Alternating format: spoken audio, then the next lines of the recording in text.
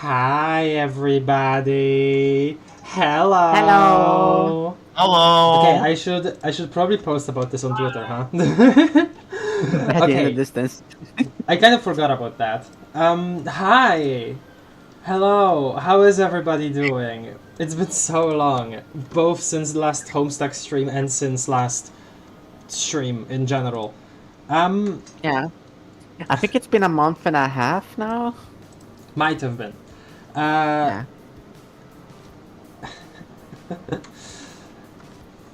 Tell your friends. Okay, hold on. I'm writing a post. Okay, there we go. Bam. So, Homestuck. like I've Homestuck. had some time to think, obviously. I kind of wanted to take a break before, but I didn't expect it to be so long. It kind of got prolonged by me not wanting to make this presentation, not knowing what to put in it, and then simplifying it completely. As you will see, it is very simple. It is very, very simple, but it will get us through this. It will give me some stuff to talk about. God, it's so weird to have this overlay again, to like look at this overlay again. I'm happy. Yes, Silent. It's Okay, finally time to read Homestuck. Yes.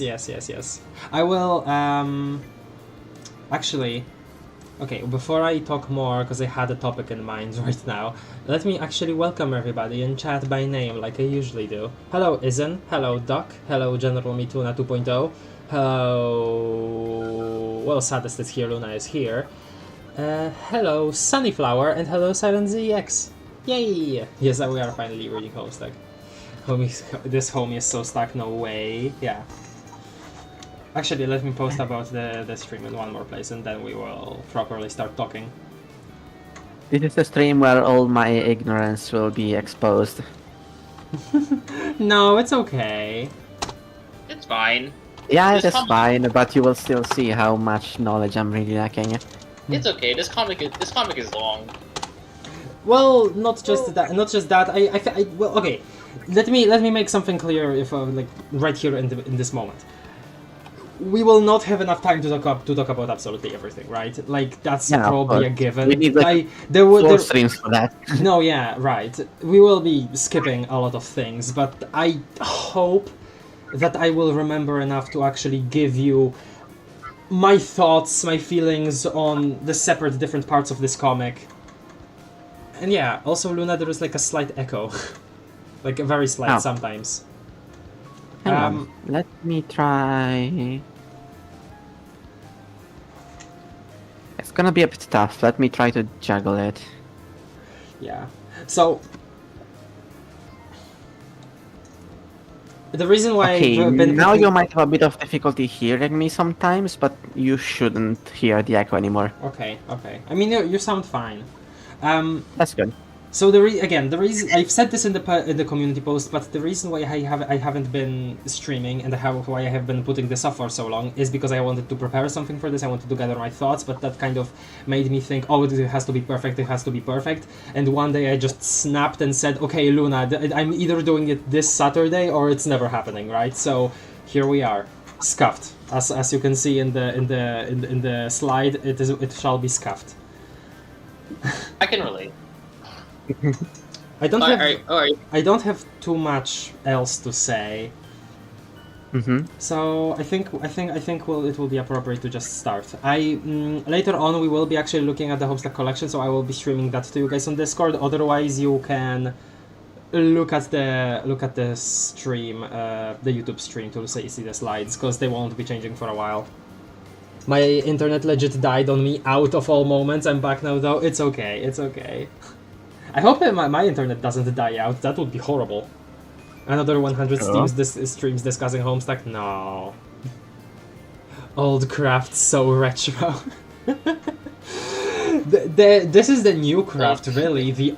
Speaking of, actually, I'm gonna talk about that in a second. But the one that you're used to from Outer Wilds and Undertale Yellow, that one came before the Homestuck one, so shows your knowledge here of the craft lore, Azure, SMH. Okay, so the thing that I wanted to show actually, because I actually forgot about it. I've Yeah. been thinking about my stream avatar, the little PNG tuber thingy, and I just kind of figured that it's about time I update it, right?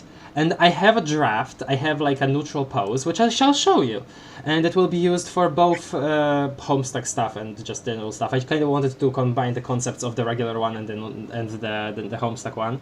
So let me show you here in just a second when I find it. God damn it! Where is it? Oh wow, I actually just can't find it. Where the hell is it?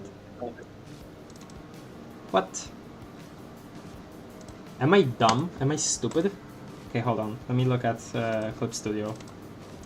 What happened to Buddy? Patty left. I don't know. They didn't really say a word.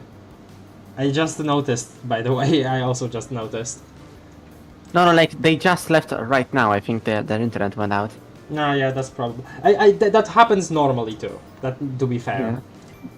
in normal VCs with him.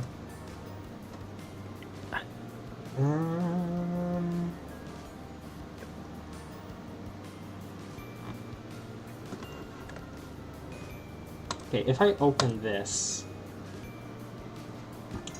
let me look at chat again, because y'all been talking. Y'all been talking. How I haven't got a stream in so long. Hi, Geotree. I mean, Yeah, hey, weren't you? Geotree. I thought you were there for Collide. That's fine. I mean, like okay. I don't want anybody. I know.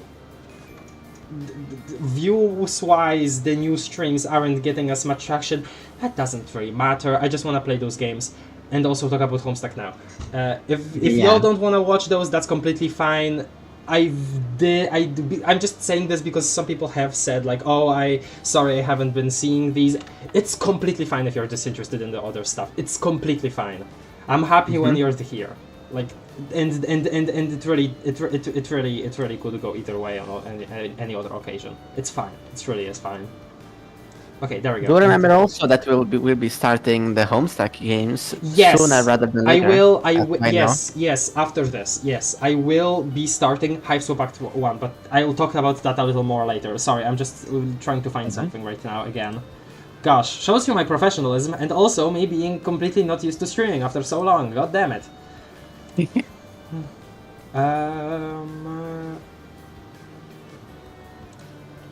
Okay, yeah, there we go. Bam.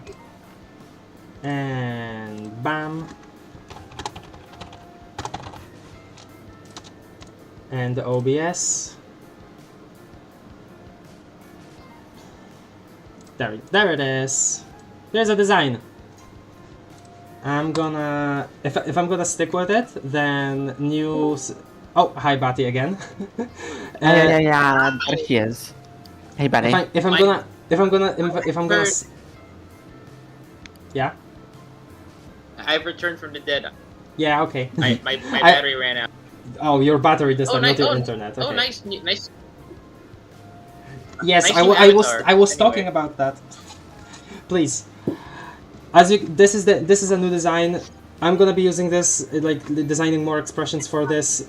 This is just a draft, but if you probably have seen like kind of a glimpse at my idea for this, where in the Outer Wilds stream thumbnails because of the eyes. But yeah, that's kind of what I'm working with right now. So Titans from Deltarune, kind of inspired, but I don't know, just wanted to something light themed after the light bulb on my shirt. Then maybe I'll change that into an actual light bulb. We'll still see. Maybe a sideways light bulb Yeah. progression. Hello, Unoriginality Incarnate. Welcome to the stream. This is the new craft. They killed the last and replaced it. Please, no. No, I am not. Disney didn't get to me. I'm not Alex Hirsch. Okay. Yes, they're missing out. Just no, it's fine. I mean, I'd be happy if somebody tried them, but it's fine. It's completely fine. You I wanna heard actually- it? Don't you want to make your favorite streamer happy? Luna, don't say that. Build that Don't say it like that. No. Build Also- that parasocial relationship. Come on. No, I don't. Build it. I'm really trying to prevent that from happening, please. I know which the yellow streams, but I'm gonna play it, so I don't want spoilers. That's completely fine. Yeah, I've needed to avoid spoilers for a long time since I only played it semi-recently. That's so good, Meow. Thank you. Goes hard as hell. Oh my god. Hello. Thank you, Ramba's real. Okay. I think that's all for the beginning. We can start actually looking at the... Oh, and the song is ending? Bam. Shout out to Sean Garter. Good music. Okay. Let's look up a song. Nice. Okay, how about... I'm gonna get my headphones on. I'm gonna get my headphones on so I can actually listen to stream and while in the call. Sorry if I'm loud.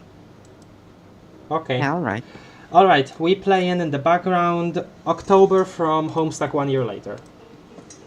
So, I talked about this briefly in the in the first proper stream, right? But where did I hear about Homestuck first? You probably won't be surprised if I say that it was because of Megalovania. I obviously in 2019 I became a fan of Undertale and Deltarune. Deltarune first, actually. I watched the Deltarune playthrough first and then Undertale. I've talked about this plenty before. And sometime still in that year, I heard about the whole Megalovania comes from a different thing called Homestuck, and also this other thing called what was it? Earthbound Halloween Earthbound Hack. Halloween Hack. God, my mind is blanking. Sorry, I just cannot think right now. Probably bad for a discussion stream, but frick it, we ball. Yeah, I was kind of curious about it then, but I didn't really look up much about it.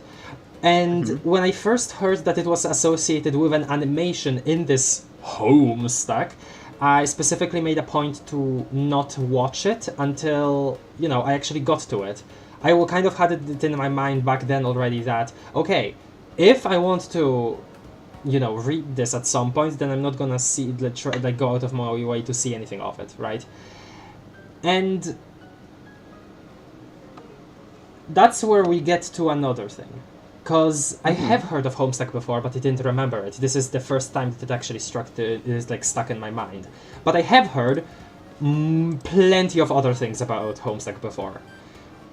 And some of that is related to Megalovania, some of it is related to other things from before.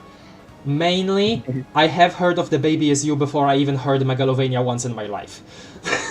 But that all of these make sense. I think all of this is the hazard of Homestuck things, but also another Homestuck starter package.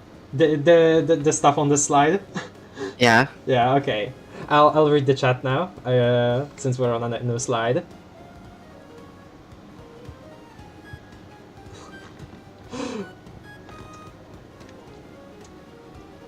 Yo, Sam, I remember watching S-Wake and not getting what the hell was going on at all. I specifically wanted to avoid doing that. But yeah, that makes sense. I mean, obviously, for a lot of people, it will just be Megalovania.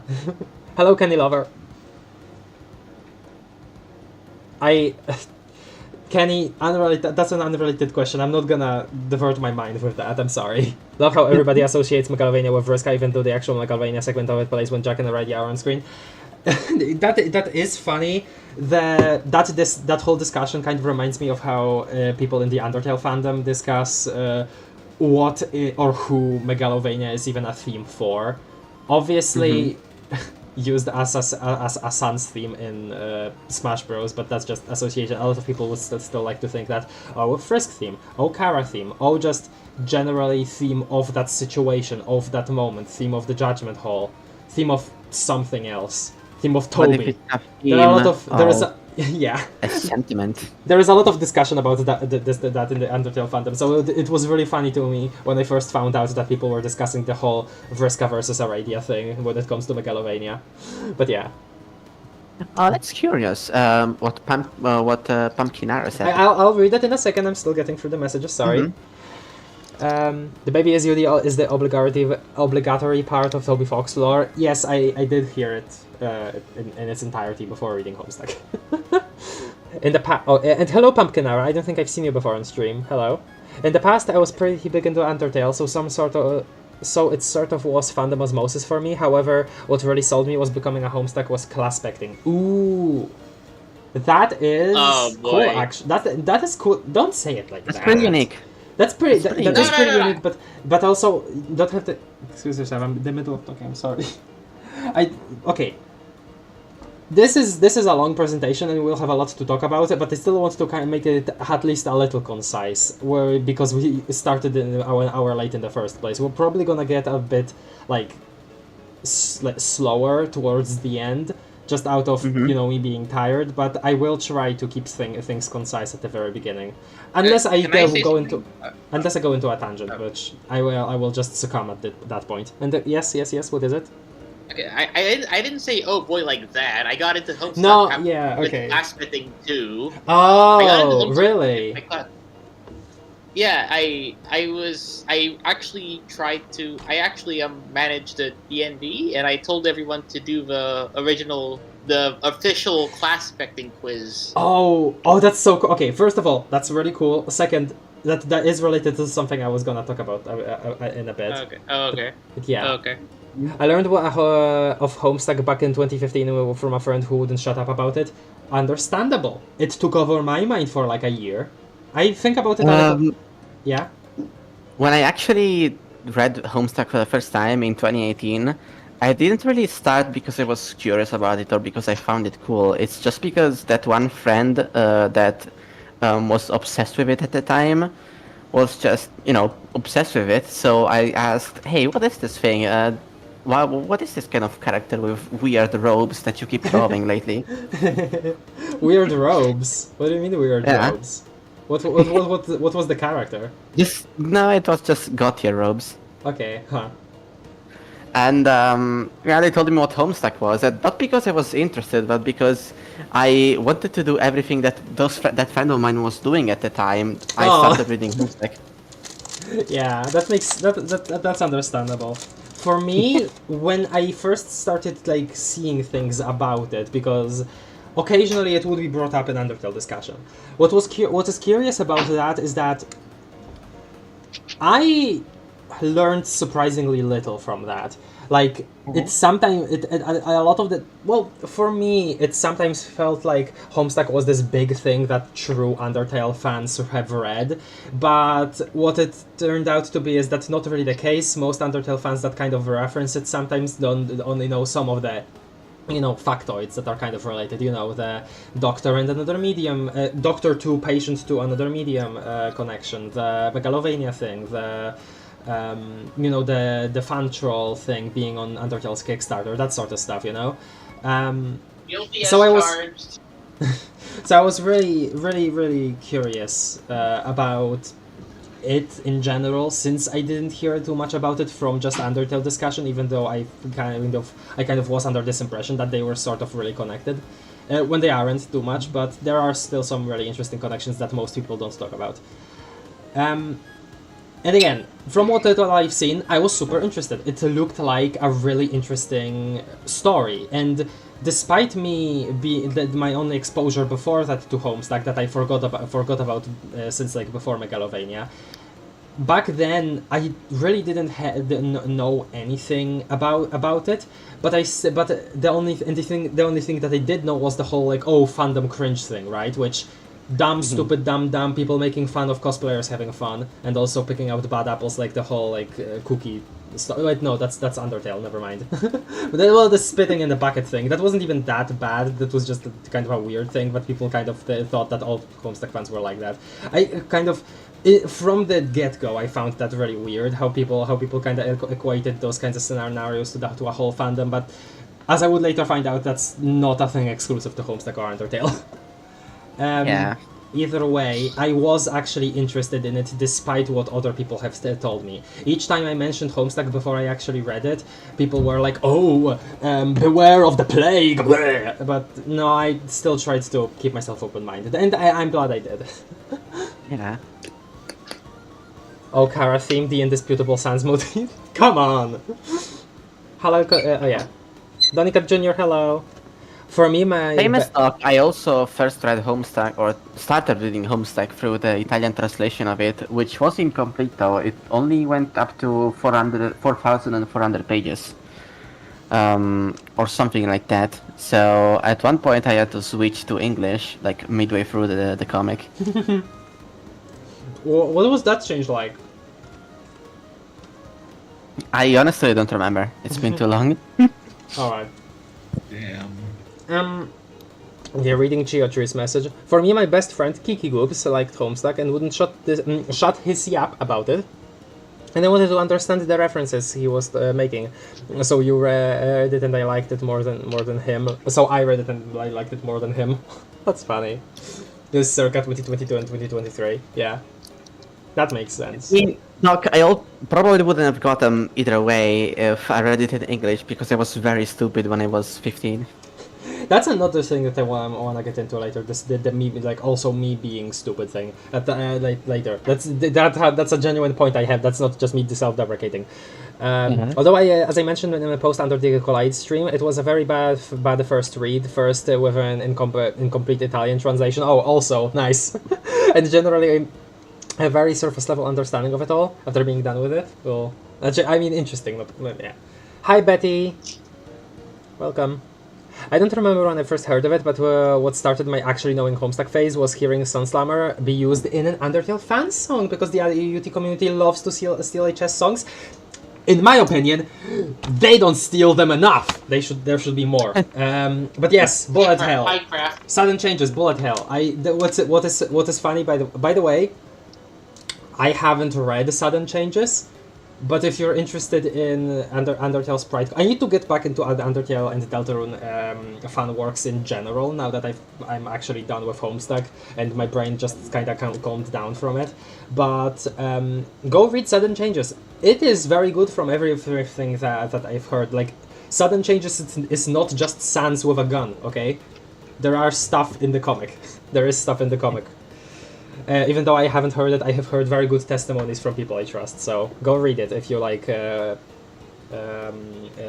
fan works. That's what cringe culture was, just cherry picking the bad and getting views off of it. Yeah, and there is still sometimes the odd like the video I get recommended on YouTube that is like, why are fandoms so toxic? ? Just a broad statement like that, it pisses me off every time. And I don't watch those videos because I don't want to get angry more than I got angry at the thumbnail, so I just start to ignore it. Maybe they have a point, maybe they don't, I just don't feel like watching those kinds of things. Don't get angry, that's the solution. Vasteros stream confirmed. No, not necessarily. I was thinking about it. If there is a single, like an MSPFA I would like to stream, like reading, that would be Karkat Goes to a Convention, probably. And others I'd probably just read on my own time at some point. I've considered Vast Era for a very long time, but I don't know, it feels kind of like a big undertaking, especially with their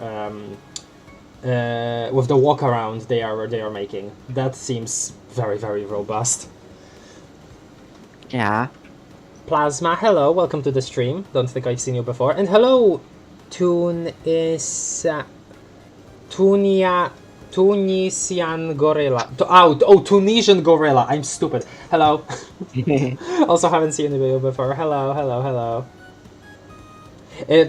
New people that may be watching, just saying, I have read all of Homestuck. This is just us talking about Post It All.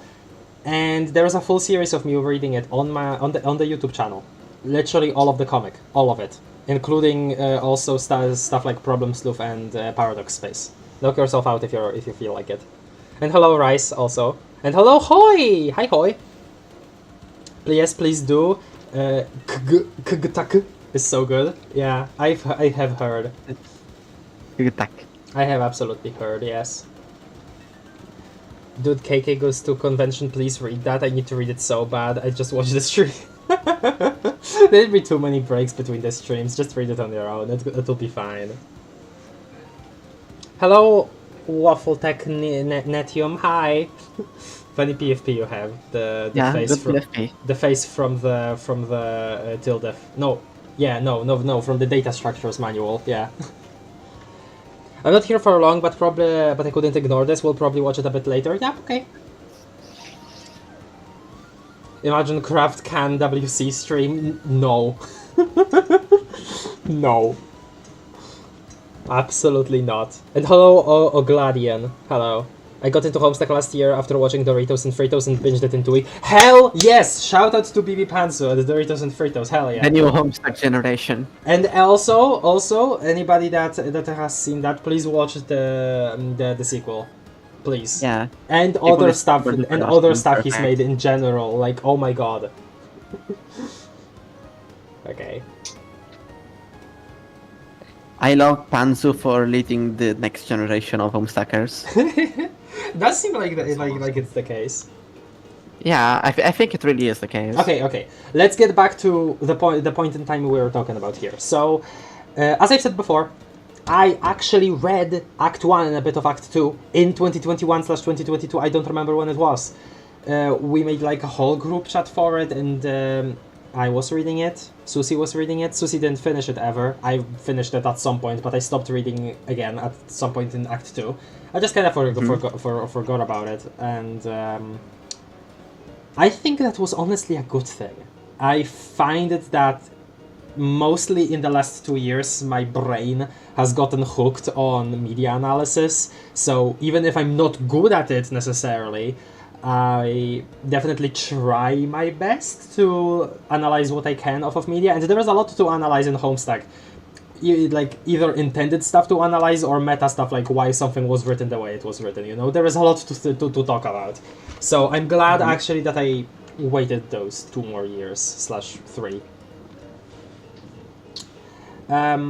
But yeah, I read it then. I still liked it, definitely. I definitely thought it was promising, and I was very confused by the Select stuff, and now I kind of love it. And and now I actually think it's a shame that it was abandoned later in the comic, but that's for later to say. Okay, we're gonna be moving on to the next slide. Oh yeah, and let me actually address what's on the freaking slide. The Pastor Quest idea is because I was playing, even before I read Homestuck properly, I was playing that theme, her Pastor Quest theme, like on a loop for multiple months. Baby is you is because I already, said why. The Dave thumbs up thing is because I've seen that out of context many times before reading Homestuck too. Joey Clare is there because I've heard. Joey Clare is there because I've read, I've heard about the whole Hive Swap controversy, which I'm not gonna be talking about because I'm not actually too knowledgeable about it. When I tried to talk about it, I kind of fumbled, so sorry about that. But yeah, she's on the panel because of that, and our Jack and Elsie are there because I have seen that video like many others. A freaking fan animation for a fan comic, even though I haven't read Homestuck, and many people have had that fate too. Assuming that that's part of the actual comic. Okay, now I'm reading the comments, and then we're gonna be moving on to the next panel. The next slide, sorry. Question: Can I ask a quick question? Yes. How did you react to it is on the first listen? I mean, Aradia's theme from Pastor Quest. I kind of already knew that it was gonna have Megalovania in it, so it wasn't like a but I definitely did open my mouth because of how nice the Megalovania implementation sounded. Okay. It's like when I first heard it, as soon as I I didn't know it was gonna be Megalovania. I felt it in my heart that it was probably gonna be Megalovania, but when it clicked, it felt like the Neuron activation monkey meme. Yeah. Okay, chat, reading chat. God, I've been distracted 3 times. Hello, chat. We've had kind of a resurgence of HS song theft. Yeah, the Penumbra Phantasm thing. A lot of SoundCloud UT projects use a Homestuck song at least once. Deltarune fan-made OSTs also have a lot of Penumbra Phantasm, too much even. I kind of like how much it is there, though what I don't like is a lot of people don't want to, like, kind of... Well, okay, people talk about its origin, not many people wanna read Homestuck because of hearing of the origin. Which is fine, I'm just kind of, missed opportunity to... I don't know, consume more people into the cesspool. I say that lovingly, by the way. So, yeah. Yeah, I do like the Penumbra Phantasm thing. There have been a couple of videos that were like, why a lot of people... Here is an explanation why a lot of people think this song is gonna be in Deltarune. A video essay, right? And it was about Penumbra Phantasm. Yeah. I haven't watched any of those, but I should at some point, definitely. I'd say Penumbra Phantasm is acceptable because, well, I mean, really, Toby is making it the final boss song in Deltarune. Yeah, saying it like that's fact. Okay, man. Like, off the top of my head, there was Black, The Last Frontier, Savior of the Waking World, Patient, Air of Grief. Cool. Last Frontier is a random one, but I actually like that a lot. The Last Frontier is a good song. Common Radio W. I'm only familiar with Act 1 of Hive Swap, funnily enough. Ooh, okay. Is Hive Swap the concept art? I don't know. I don't know what you're talking about. Dance is an actual Flash and Fast. No, I know. I'm just saying it's not part of Homestuck. That's what I was talking about. I have to leave in 10 minutes because I have a call at 2. That's okay. Thank you for joining us, Geotree. Your brain is being Homestuck to craft. Soon you'll be Homestuck for real. I hope not. I wanna get out of my home sometimes. I like Homestuck Megalovania more than Undertale 1. That's understandable. That was Guilty Flagon's opinion. God damn it! Thinking of Guilty Flagon, I still haven't. When I first finished Homestuck, I wanted so badly to like write a lengthy comments under Guilty Flagon's Homestuck finale and Shade Boy's Homestuck finale episodes. I really wanted to write long comments talking about their impressions and stuff, but I forgot about it, and now it's been months. Maybe I'll still do it. Here's a video I say on why Penumbra Phantasm will be in Deltarune. Our proof is this mystic tweet and Tumblr post. The Tumblr post is more trustworthy, by the way. Sorry. Okay, let's move on to... I keep talking about the actual comic. And let me switch the music. Let me think.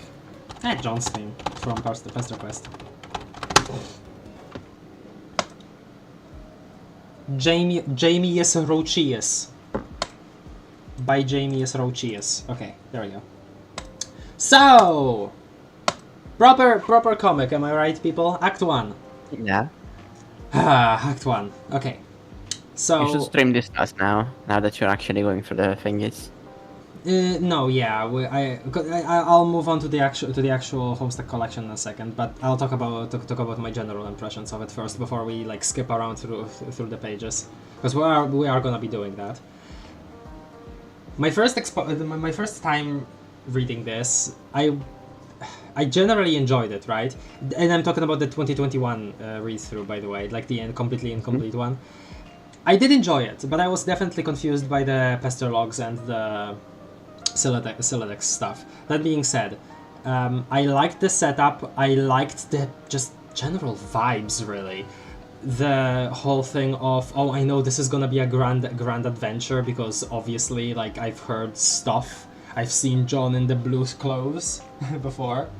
But we're starting off just so simple, and people are like, these are just kids talking to each other online, and it's just still struck home. I mean, you know, home. It's definitely home? Yeah. It had those vibes, you know. It definitely had those vibes that really captivated my heart. Let us see what we can talk about by just moving on through pages really quickly. Okay, there we go. No, it's John Homestuck. It's him, Jonathan Egberton. It really stuck home. Homestuck first stack was so fun, honestly. People give it too much flack.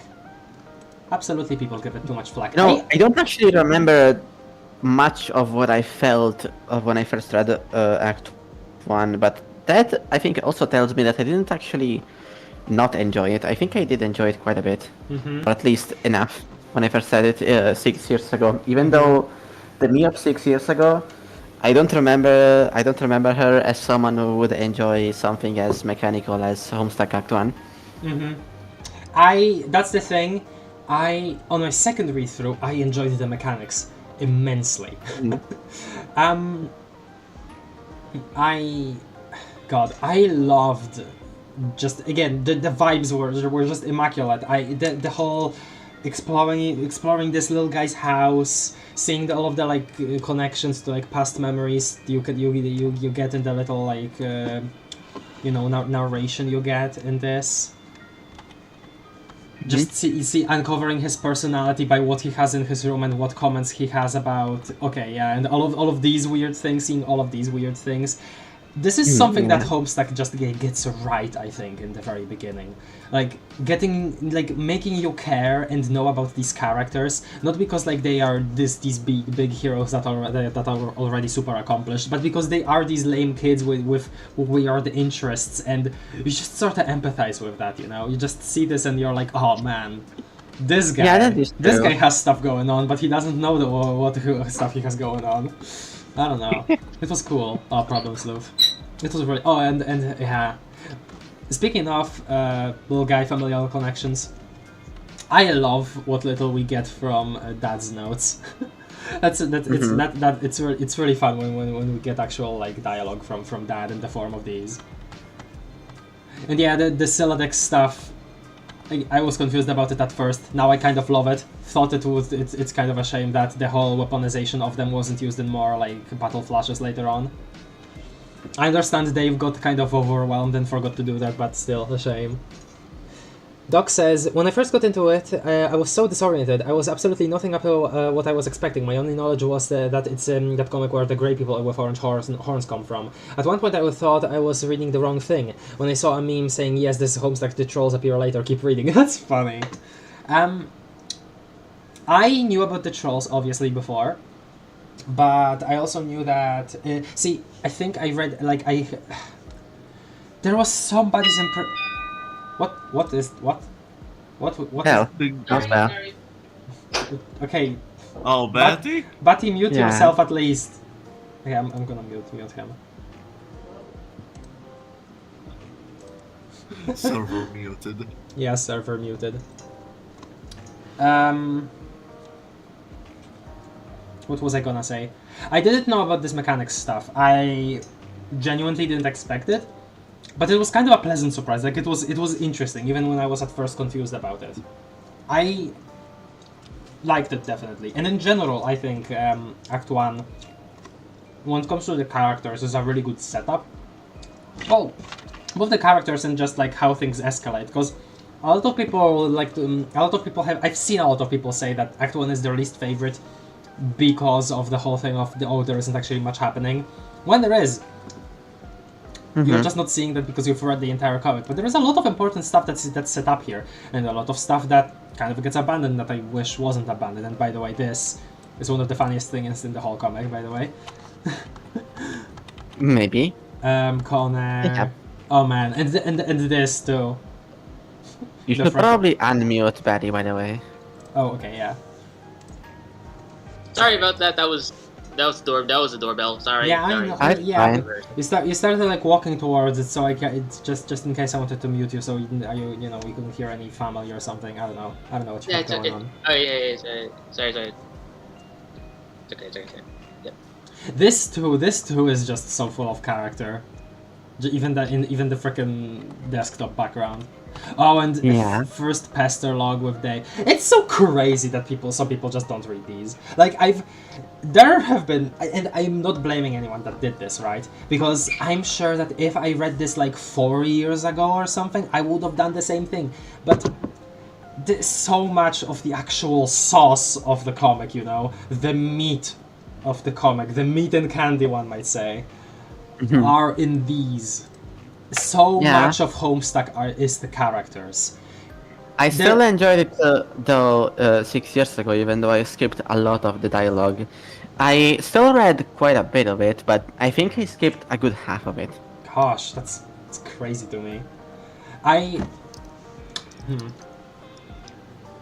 if I read this like more years ago, then it would have been way harder for me to endure this. But if I read this on my own without streaming now, I think I would have done it all. Especially since I would be constantly like yapping about it in some Discord channel where nobody cares about what I'm saying.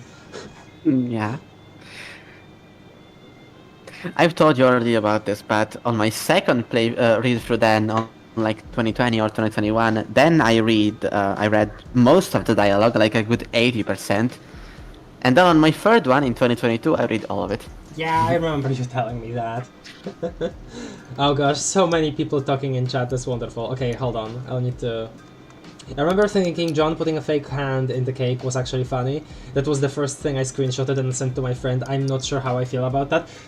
Okay, if that was me, I would be completely fine with that, because it is funny, okay? Don't let anybody convince you otherwise.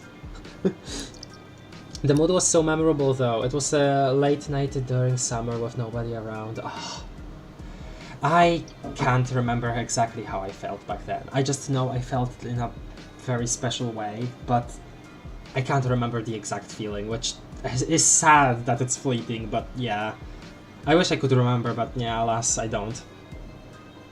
I am insane because I actually read the other MSPA comics before Homestuck, so I already was acquainted with the kind of bullcrap the mechanics were. That's really funny. I'm surprised you didn't mention that any time before, or at least I forgot. That's very funny, isn't it? That's also interesting.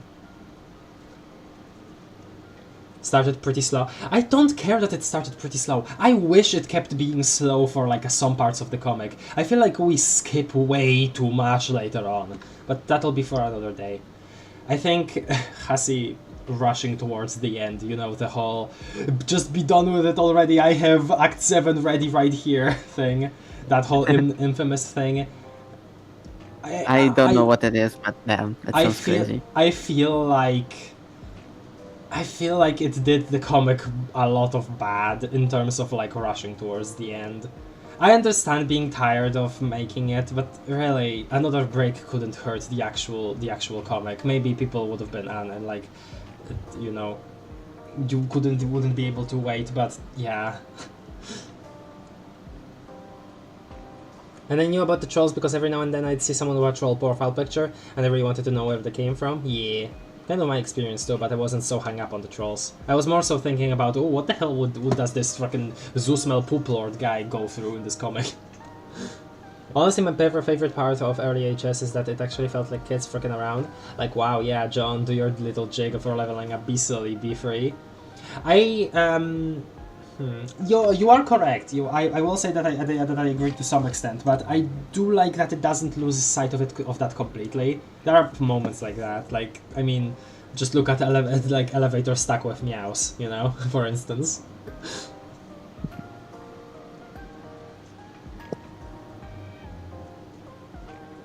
Starting reading HS because I was into Hetalia at the time, I know, and I'm not actually too familiar with Hetalia. I don't even know what it is. I just know it's a thing that people like, and I don't know what kind of even like what type of media it even is.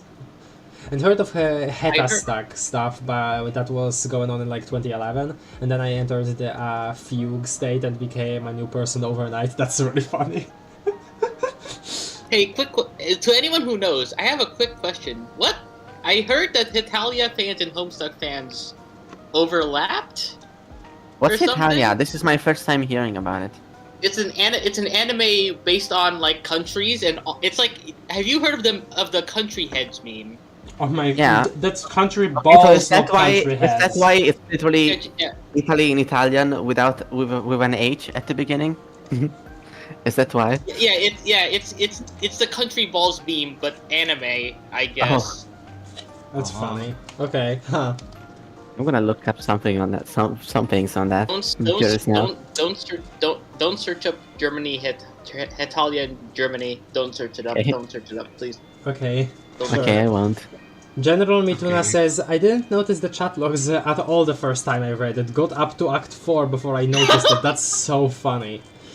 Oh my So god. good. I think people who think So Act 1 is just- bad because nothing is going on, because they're remembering their first time reading it, and how common comic will be later in Act 4 and Bullshit! 5. That is That's- definitely something. I will say that, again, there is... I see a lot of value in how Act 1 is. Act 1 is peak, and Act 5 sucks! But genuinely, I think I had to reread Act that. 1 is like you Batty, see please. nothing going on. Like if you see nothing going on, you're just too action brained. I think. No, It's it's okay. The people are just, you know, used to what they have in the later acts. I think for the most part. Isn't says Yeah, but Act 1 is peak and Act 5 sucks, but genuinely I think I had to reread Act 5 to really understand it because of how repetitive it felt after the entire Act 1 to 3. Interesting, huh? Act 5, Act 1 should have been way slower. I Act kind 5 of was my favorite when I first read the. No, obviously. when I first read the comic. Act 5, Act 1 should have been way slower. Actually, no, that's not true. I kind I of think Act 6 has always been my favorite. Okay. I kind of agree with that, Silent ZX, but at the same time, a lot of people would be kind of tired of these new characters, you know, because a lot of people do go into it looking for the trolls, which the skip to the trolls thing is stupid. Don't do that, and don't advise other people to do that. God forbid. But. While I would enjoy more of their session, right? I do feel like that it would deter away some of new readers, and especially when you're thinking about the readers at the time who were waiting for new updates and suddenly getting the entire cast of 12 new characters, you know. So it's understandable, but I guess that could have been remedied with another act that was just purely flashback to that, maybe elaborating on some of the more important stuff that happened in their session. I don't know, something like that. Could have been done, wasn't done, it's fine. Whatever.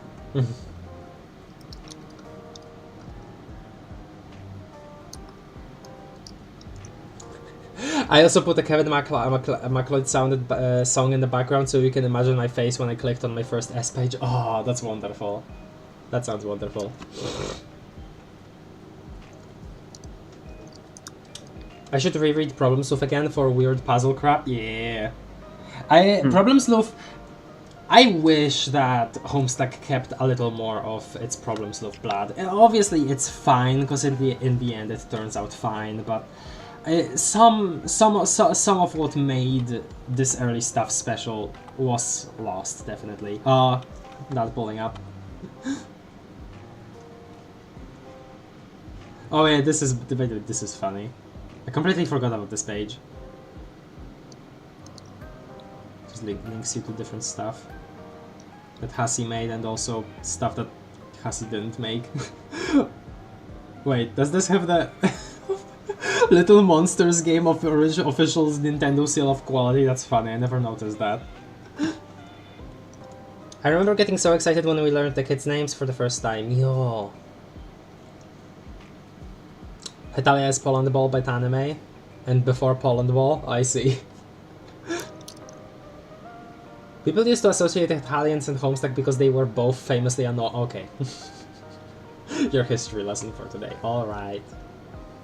I thought everybody forgot about that fever dream of an anime. Apparently not. But just fine. I love early Homestuck because the main focus is the world building. That is something I'll get into in Act 4. But yeah. Let's skip around. Oh yeah, this game, bro. God, this was... I struggled reading this the first time. Not because I wasn't enjoying it, it's because I wasn't able to read it. Like usual, but also it was just kind of that type of day for me. Eloquence. Nana. Very nice. Regarding Nana, Harlequin doll. Stuff. This. Combined pipe with clever disguise. And this. This is still such a good page, despite all of the silly stuff that's happening, it's like so emotionally resonant because despite obviously everything up until this point being very much being like the main focus is either comedy or setting up the puzzle for the viewers because of, you know, the early on problems with blood. But there were obviously, you know, just seeing this young person's life, how it looked like through all of these objects and their descriptions, it gives you like that feeling that, oh man, this is the characters here are gonna be important, and I think that kind of gets underlined by this page. It's so cool, because you know you get that break, and it's a different mood than before. Anyway. Okay, so story time. I read Problem Sleuth all in one go while pulling an all-nighter, and IDK if I was sleep deprivation, but I was losing my crap by the end. I was just walking around in my room processing it. I would do the same thing if I was not stuck to my chair and reading it on stream. Like, I would absolutely be doing the same thing. Like, Sepulchritude was so hype, it is unreal. Okay, that damn Harlequin doll, when I first saw it, I was like, this is gonna be the main antagonist, isn't it?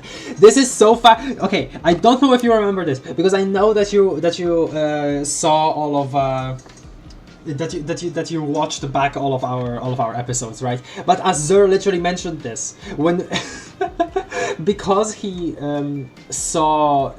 because he listened to Black before like joining us for the Homestuck streams.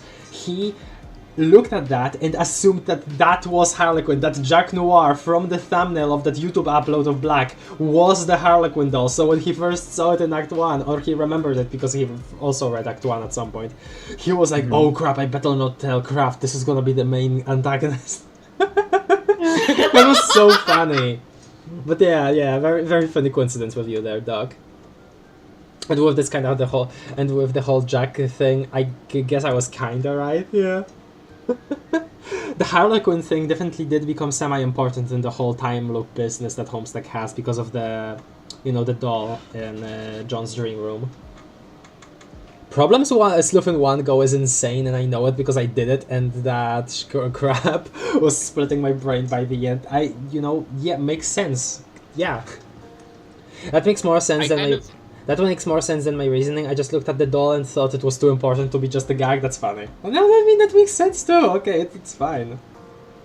I kind of switched off my brain as soon as Pickle Inspector started Hadron colliding himself with the stoplight portals. I don't fucking know, dude. What? Whatever. The what thing?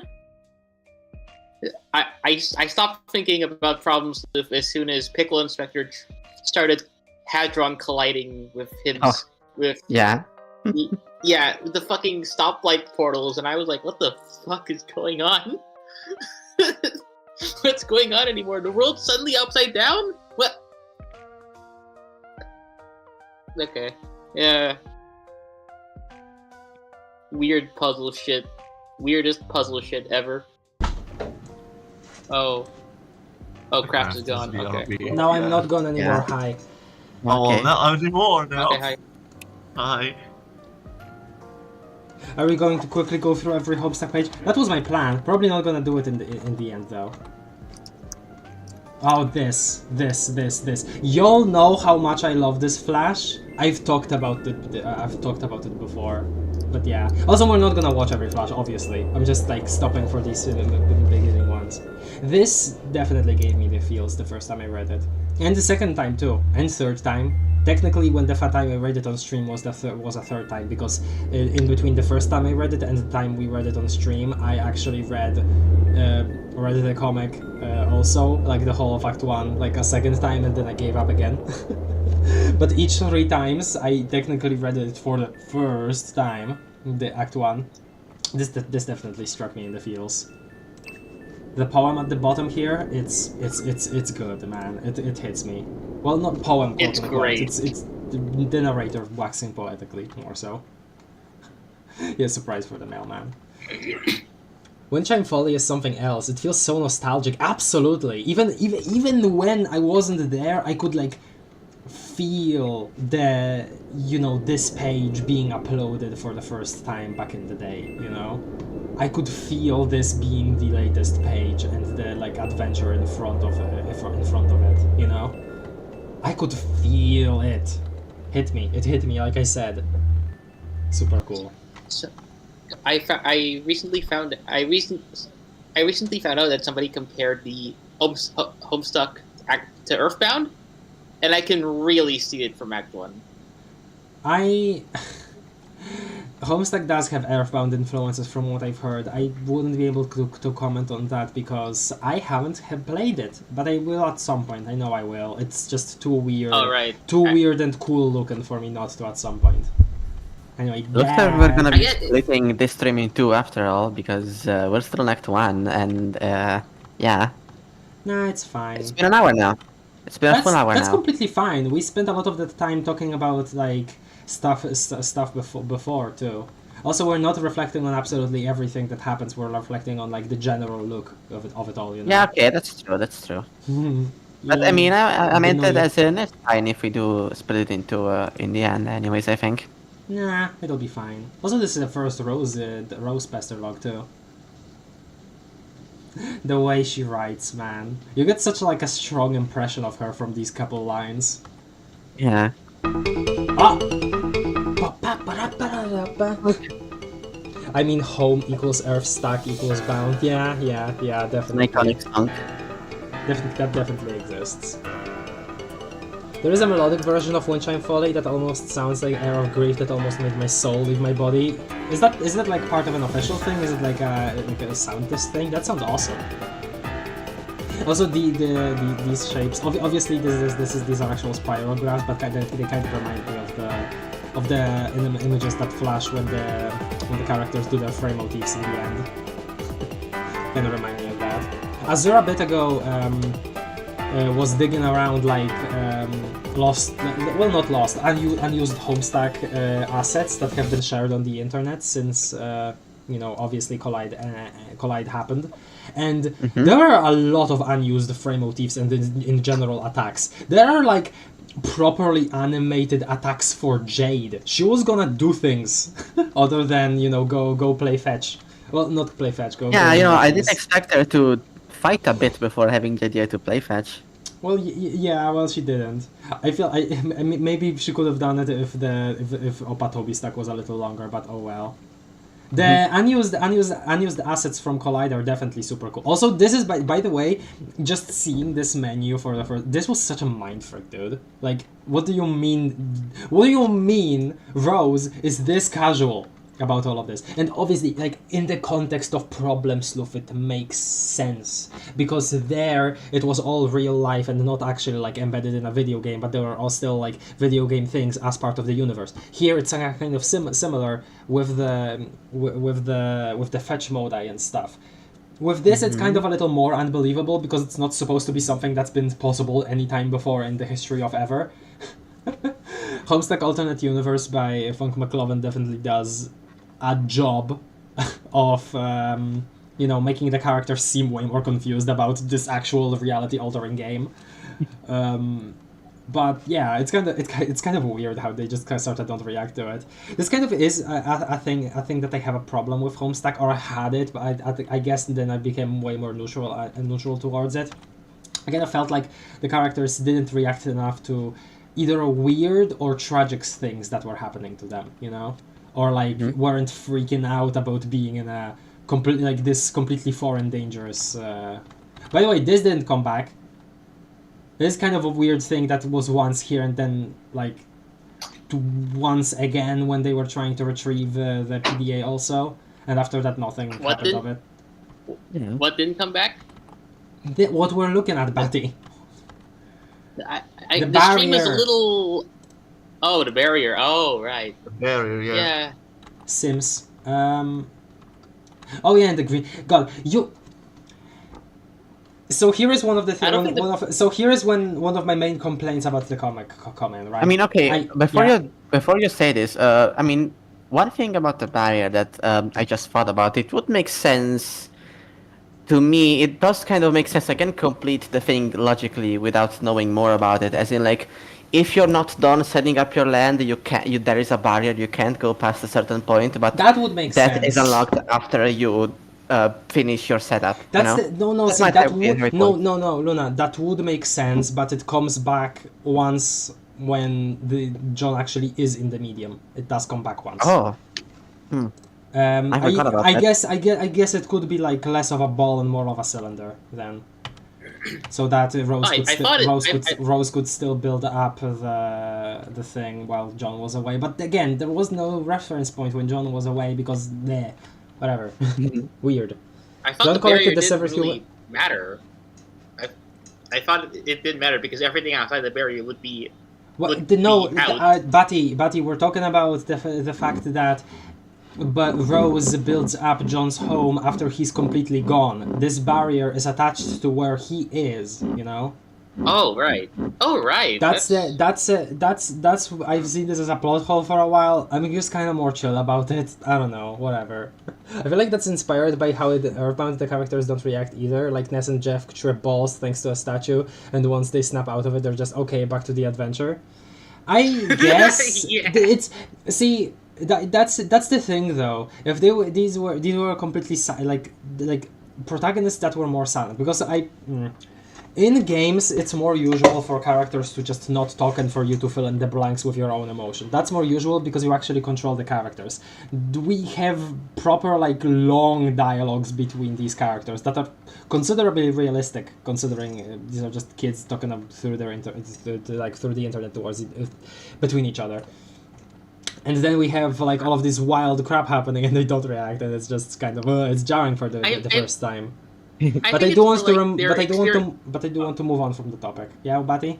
Okay. I think it's more like they're experiencing wild shit after wild shit after wild shit.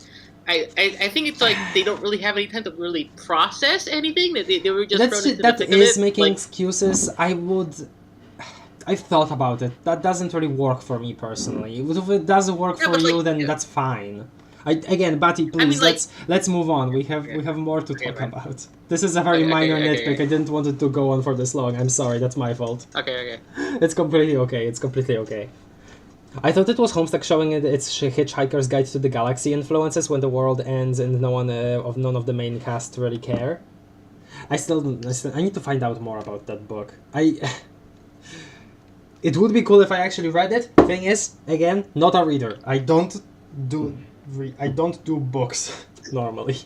Which is also hello Palmito. I didn't welcome you to chat. Gosh, there's so many things happening. I'm so not used to this. I'm completely out of practice. It's a version of that usual. Whoa, guys, look at this. I can use magic now. It's not a usual thing, but it goes a little too far in the other direction. I'd say if you're trying to compare it to that. Toilet. We don't get much of this room, by the way. The laundry room. It's behind the kitchen. Unfortunate. Crack extruder.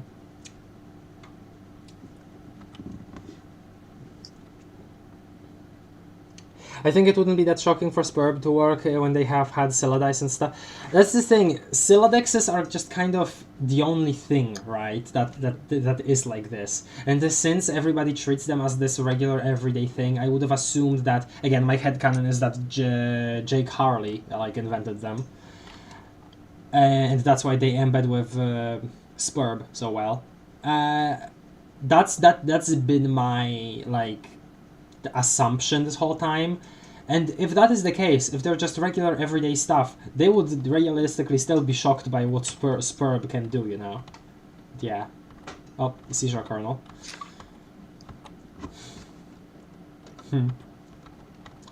I don't know you, I just found this randomly and I'm barging in. I hope it's not a problem. Absolutely, it's not a problem.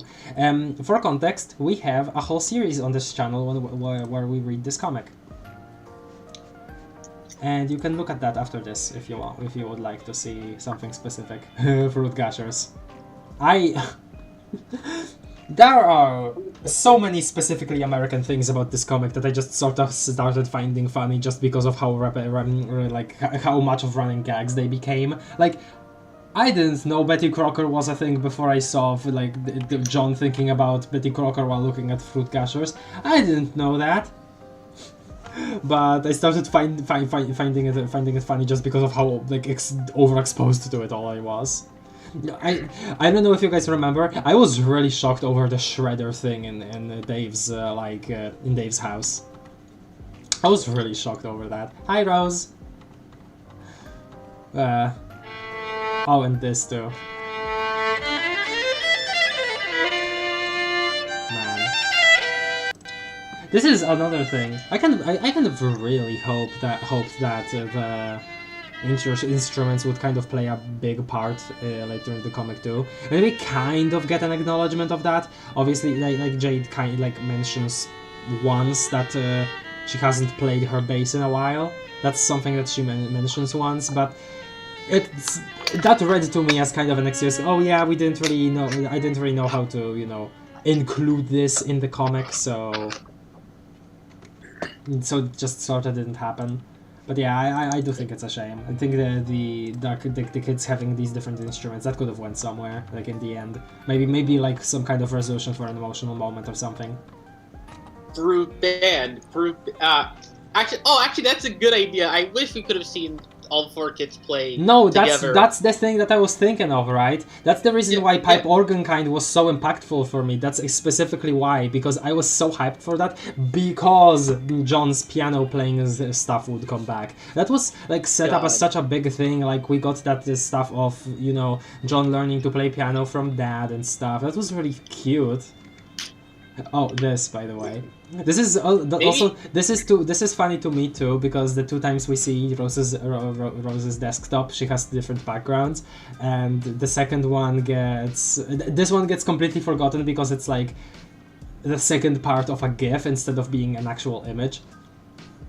I just think that's funny, and it's actually like this maiden with the tentacles for legs. That's just a really funny image to me, and you know, obviously showing off her character. They already drop large random crap on the contest in Collide. No, yeah. I know there's this whole segment of Rose moving around her mansion while it's raining outside. No, absolutely. The vibes on that were also immaculate. I guess I kind of should be focusing more on that too, huh? Like how I specifically felt back then, because obviously I've seen these panels so many times now, but. Yeah, I absolutely agree. The first time we were reading about, you know, Rose trying to avoid her mom, all of the rain outside, the atmosphere was pretty damn good, even with no music. In that section, you know. Ah, wayward vagabond, my beloved. So I remember posting like this gift to Azure before I started reading, because yeah, I just kind of allowed myself to look at Act 1 since I've seen it before I actually started the series, and I kind of said, okay, I think you're gonna like this character. I don't know them at all, but you're gonna like this character. And sure enough, yes, he does. He likes all of the Carapacians very much. The game facts thing. I always thought this was really cool too, because it also Rose referring to other walkthroughs other than hers in other dialogues has always like expanded this universe, you know. Other people were suffering from these meteors and stuff. I feel like that's something that's pretty damn easy to forget, right? Later on, especially. Also, this GIF is interesting because actually no, it's a flash animation. I always forget this is a flash animation because of how long it is. Yeah, the kernel splitting. When I first read it, I assumed that Durst was just below there, where the clouds were. I wonder if that was the intent originally, because it kind of does just go into the clouds, huh? But I guess the intent is that the house is always facing towards Skya, so I guess theirs would be in the opposite direction. But yeah. Boy. You there, boy. Oh yeah, and this whole walk around. This was so cool, by the way. It's the first time I read it, I wasn't using the unofficial Homestuck collection, but it was already after the death of Flash. So instead of this playable game, it was, you know, just a series of images. Oh yeah, and the black goop. This was so crazy. Like, what do you mean? Who's this guy? And he's actually the best guy ever. Wait, who are you talking to? Who are you talking about? Oh, the WV. Okay, yeah. He's so cool, but most people treat him like a glorified teddy bear. That is because of the Act 6. I will excuse Act 6 for that, because Act 6 intermissions specifically don't do POVs, which is dumb and stupid, and they should have been doing POVs, because freaking there was POV narration of Jack, Spade Slick. Sorry for dead naming him. There was POV narration of Spade Slick, so there totally should have been stuff of like the characters in the intermissions. I definitely felt like we lost a lot from the lack of that in Act 6 intermissions. I keep repeating myself. Sorry. This is also a funny gif. We learn a lot about these characters through just you think this, you think that, you do this because this, and this is your past experiencing being mentioned as a joke. There is a lot of that we kind of lose in Act 6 intermissions. I especially this is something I will definitely get to later. Hi Nana. This is something I'll definitely get to later, but I absolutely think that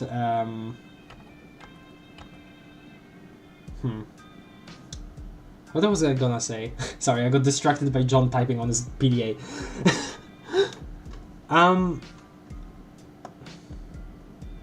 Oh yeah, something I'm gonna get into later about Gamzee specifically. It does feel like if we got a POV of Gamzee, he could have potentially seemed more interesting to more readers, because I kind of felt like I had to fill in a lot of gaps in terms of his character. I didn't want to. Yeah, you really have to with Gamzee. I really did, because I really didn't want to see him as just, oh, he turned evil, that's, at the end of that. Because we do get all of this stuff that's like, well, I'll talk about it more later, but we do get all of these reasons, like actual reasons for him going mad, right? Mm-hmm. But that doesn't get underlined nearly enough for a lot of people to acknowledge properly. So, it's just a little sad. Yeah, no, that's the thing. Yeah, we never had a Gamzee POV like that. I feel like if we had a Gamzee POV once he was with Caliborn, that would have been pretty damn useful, I think, in my opinion. For just understanding his character. If it wasn't written off for jokes, as in, Cause... Hi, Dave.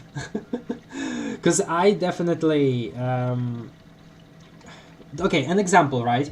I was hoping for something serious with the consorts, and that's the reason why I was really happy when Casey returned, right, for that little gag. But that's the thing, the fact that it was just a gag kind of did upset me a little, and then they didn't have that too much like actual significance. I was really happy that the skeleton army was actually brought back, but yeah, I really hope that there would have been more of that, or more of the concerts. Again, gonna talk about it more in Act 4, but freaking apple juice. Definitely gonna be. Hey, cool kid. Definitely gonna talk about it more in Act 4, the world building thing. Homestuck is so good at setting up, concepts for good world building, and then not exploring it enough to be satisfying for me personally. Yeah. Oh man. I kind of understand that, because we have to focus on the player POV, but also like. Blood. That's the thing though. We learned a lot through that game with John, where he explored his land for the first time and talked to all of the consorts. Yes, we learned about the land, and it's really cool. Like the parcel pikes stuff, is seeing them farm the goddamn mushrooms, and just looking out into the distance, seeing the house. Hearing about the denizen for the first time from the consorts, all of that like set up stuff for later. Plus, we got comments from John that did help us like understand his character a little more. That stuff was genuinely useful, and I feel like it's wasted that we didn't get that with more of the consorts, like the context on their culture, how they live on the planets. Because we got that with like only 2 planets, and both of those planets had salamanders. Gosh, kind of sad. I kind of think that it was just that in the grand sense of things, that the game itself didn't matter. I guess that's what the story was going with. That's Like, what, it's- okay. it's- Yeah, I get that, but also I think that's a really bad idea considering everything, all of the setup before. Yeah. I feel like that's kind of also there is the result of like the rush towards the end, but obviously the world building got kind of abandoned like a bit late, like a bit earlier too. I think something that Hi Midnight Crew comic. I think something that Act 6 specifically suffers a little from, like, the whole thing. I don't like talking about Act 6 as a whole thing because there are so many things happening in it. It's literally half of the whole comic.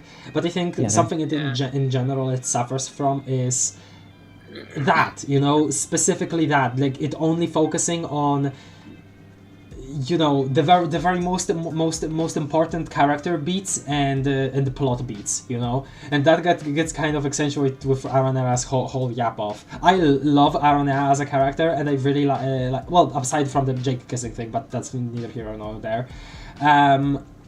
But again, that whole thing was a little tiring for me to read, even if I thought it was interesting, and I really thought that that kind of encapsulated the whole thing of, we are skipping, at a certain point in Act 6, we were only skipping to the most relevant stuff, and we weren't getting as much slower moments as I would have hoped, especially considering the multiple years skip and multiple months skip with the Alpha Kids, you know? Anyway, I'm talking about Act 6 while we're on Act 2 still. The Midnight Crew thing, that was really funny. So these. We don't really see imps leave this stuff behind anymore after this, do we? Yeah, Like, I know. And by the way, this isn't even an oil imp. This is a shale imp. Like, shale is rocks. Why is this black goop happening? Hello, Miles Maloney. Homestuck drives me up the wall because it establishes cool things and then ignores them over and over. Yeah, talked about it during this series. Probably will talk about it multiple more times during this. But at the same time, again, make no mistake, I absolutely love this thing, and I will defend it for all of my life, even though I think a lot of the stuff in it is bad. I can enjoy the piece of media. I can enjoy the piece of media while still thinking some of the stuff bad. Okay, it's okay. Yeah, you're a quirky fellow, I know. Yeah, you can do that. Hell yeah, Rana, appreciation. Also, yeah, yikes on her part. Yeah, okay. Thank you for that, dog. It would have been so cool to explore the other kids' planets. That's what I was hoping.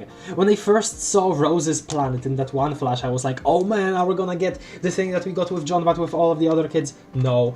That's understandable, considering how special that flash was, but... I wanna learn more about the turtles more intimately. I wanna know more about the frickin' crocodiles, besides them being, you know, stock exchange nerds. And I wanted to learn about the iguanas a lot too, but nah, just didn't get that. The iguanas get like the least stuff, and that's the most shame. Like, imagine talking to iguanas about what they think about Echidna, considering Echidna is the one denizen that's probably like the most in tune with her stuff, you know. Oh, this Craft, flash. you keep cutting off for me. Yeah, sometimes you do cut off Yeah, Am I on cutting- Discord. Am I cutting off for the YouTube stream? Probably I not. don't think so. Usually only on I don't Discord. think you so. do. Only on Discord. Well, I won't be able to fix that. It's fine. Well, tough luck. Piss. Okay, augment the bathroom. This was so weird. I don't like puppets much. This was uncomfortable for me. Also, Dave's mode. This is really cool. It's a shame that The chief is golden. doesn't really come back much later. Also, this the freaking photos.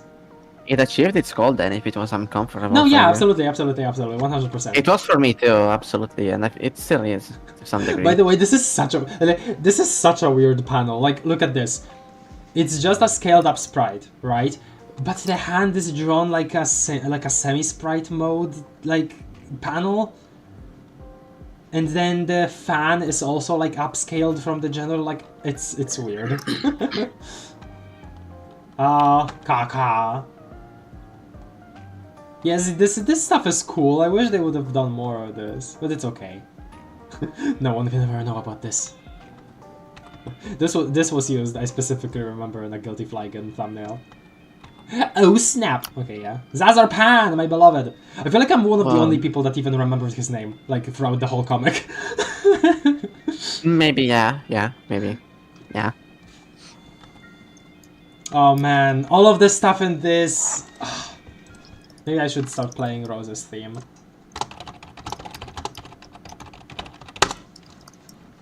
All of the stuff in Rose's house is also super interesting. We see less of her room and more of the rest of the house, and just getting elaboration on all of this stuff, her view of her mother, you know, having space for multiple interpretations of, you know, is she like actually abusive? Is she like neglectful? Is Rose exaggerating because she has like different expectations from her? Is she just not communicating? Are they both not communicating? Is it actually about like is it like a harmful relationship, or are they just not talking enough? You know, and that's also proving some harm, but maybe not as much as, you know, full blown you know, whatever could be happening.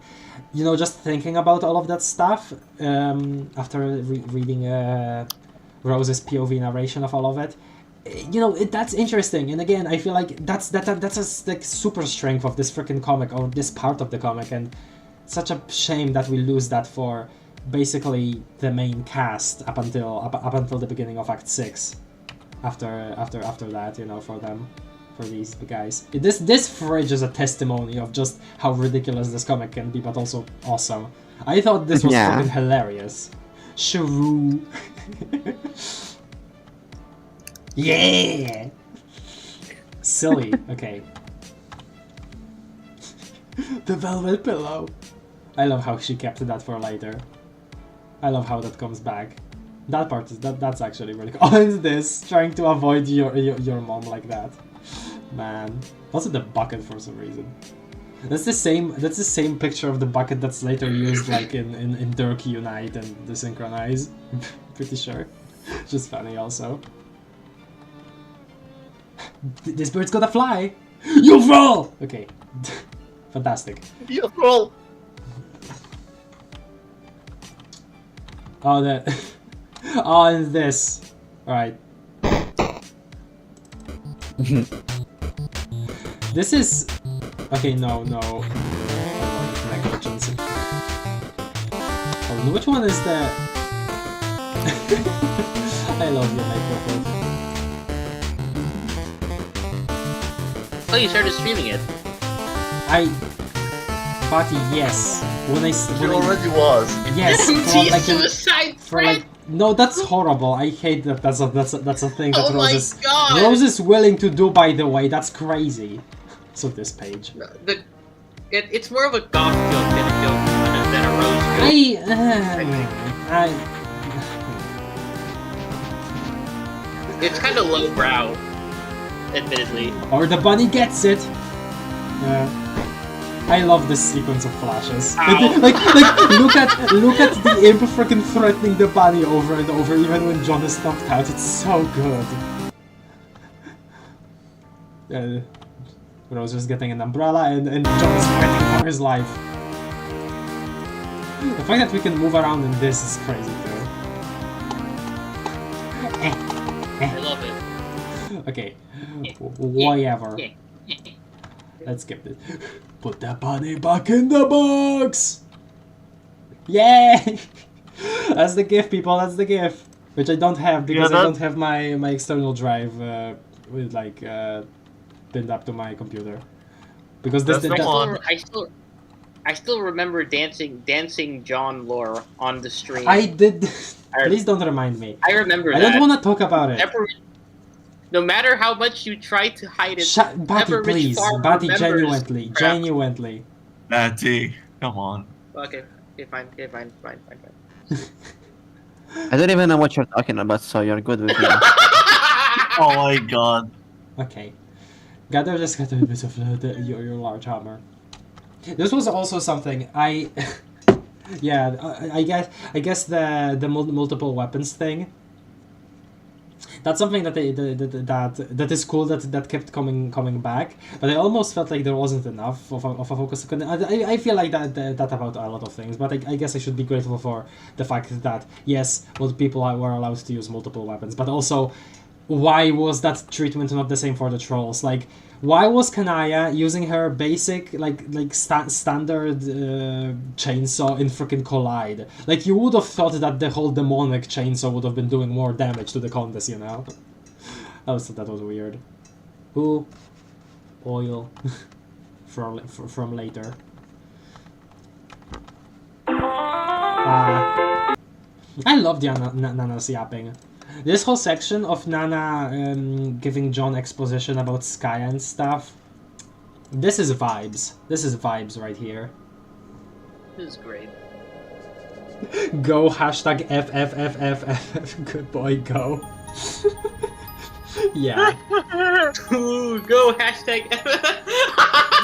Oh, because that's the response to what Like Rumble. white? Go a racial boy go. Yeah, not white boy go. Yeah, I get it. Hell yes, world building. Insert the Caliborn image here. This was absolutely vibes, and that's learning about the two kingdoms and stuff. So cool. Me? I was saying this. Unamnesia yourself now, WV. That's bad. Yay! I get to save the world! No, never mind, I don't. Oh man. Actually, okay, hold on. I'm gonna BRB for a second. Okay. Alrighty.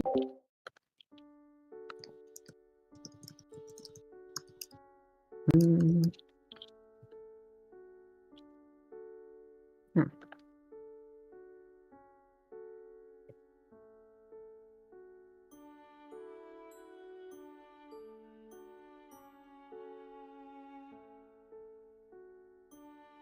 Nice.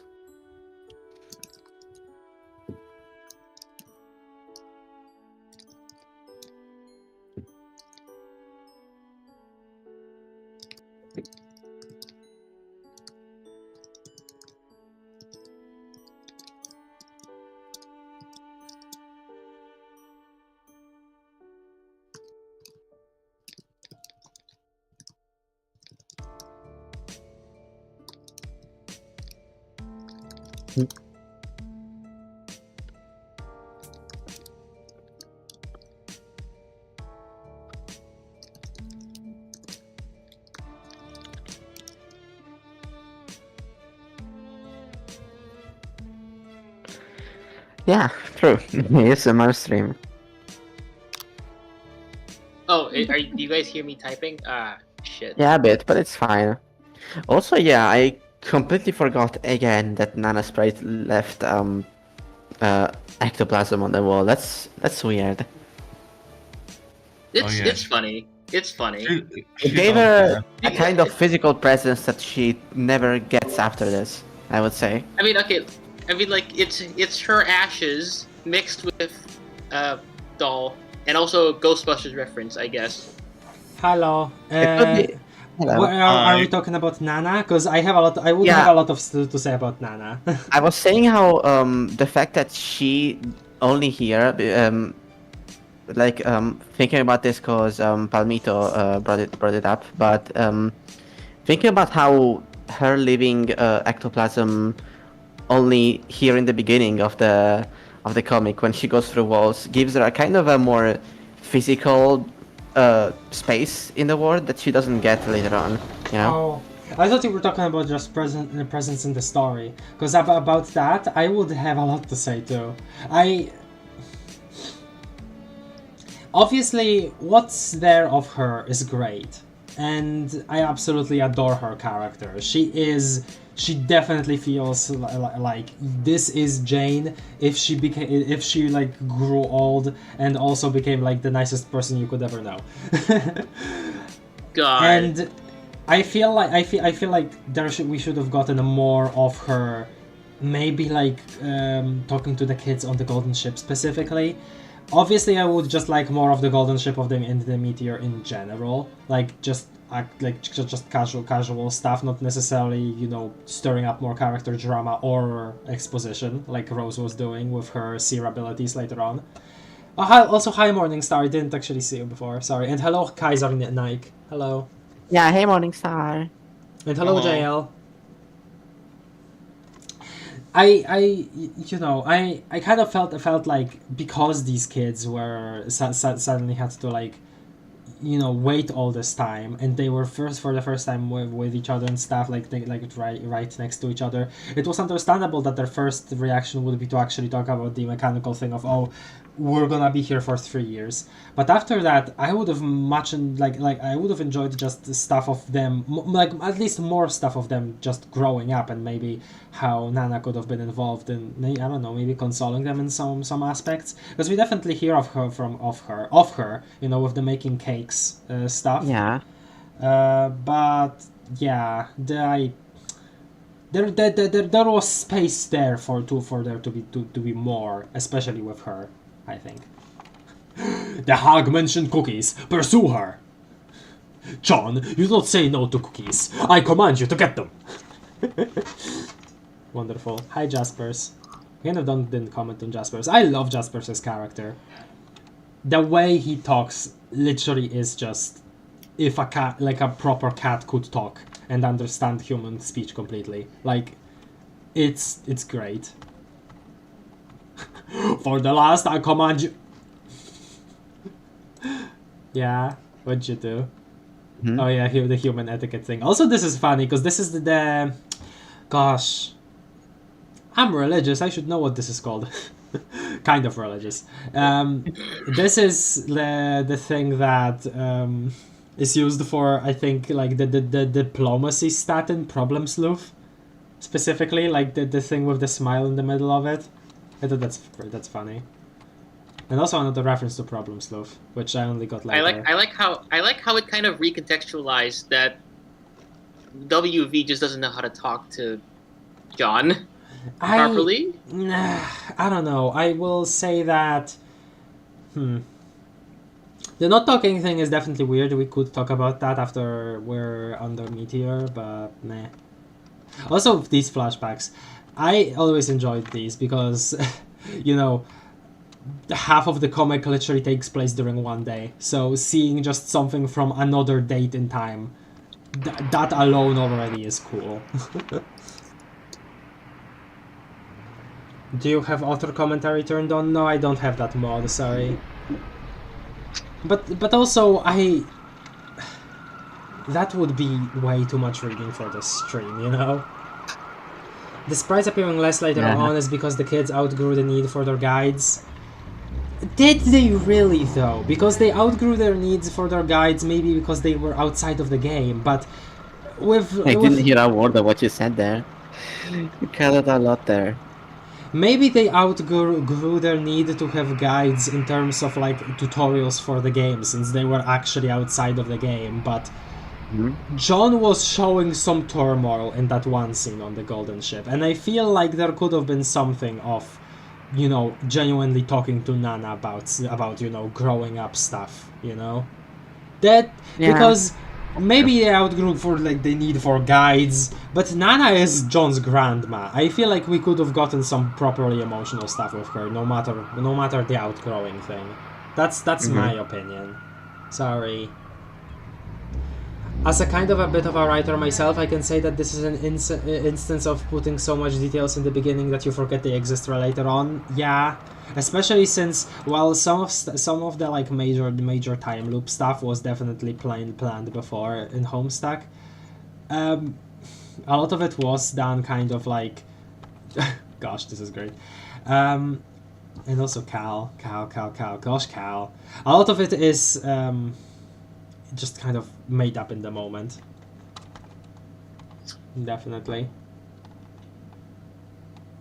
Yeah, Cal for is, sure. Cal is so weird. Cal is pretty cool. After you know, seeing Caliborn's masterpiece thing, that thing, it's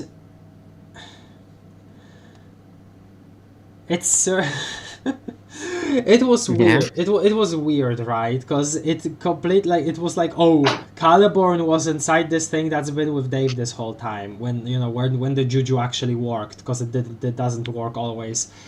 The essence of it working travels from instance to instance between different instances of the same object. But I at first I kind of thought that it would recontextualize everything and make me hate. I'm exaggerating, obviously, but make me hate Carl's appearances before, because they were like, not really. The whispering thing definitely was already there before, and I definitely thought that they could have elaborated on that a little more. Dave is definitely completely uncomfortable with all of this stuff, and he's just repressing it. We did see him talk about that too, which was great, by the way, too. That's something that I'm glad did get elaborated on and actually realized. Dave's character in general, I'm glad that out of the characters that did have complete arcs properly, I'm glad that he was a character that did get that, in the end. Jake didn't, certainly, which was sad because I like Jake. Unfortunate. The punching bag characters never get any actual resolution. Not never. I mean, but I also know that's kind of the thing about him, though, because sometimes he is the punching bag character, but sometimes the comic is self-aware about him being a punching bag character, and sometimes being self-aware is not enough. Sometimes you have to go through if you're being self-aware. Hello, Nate the Taylor.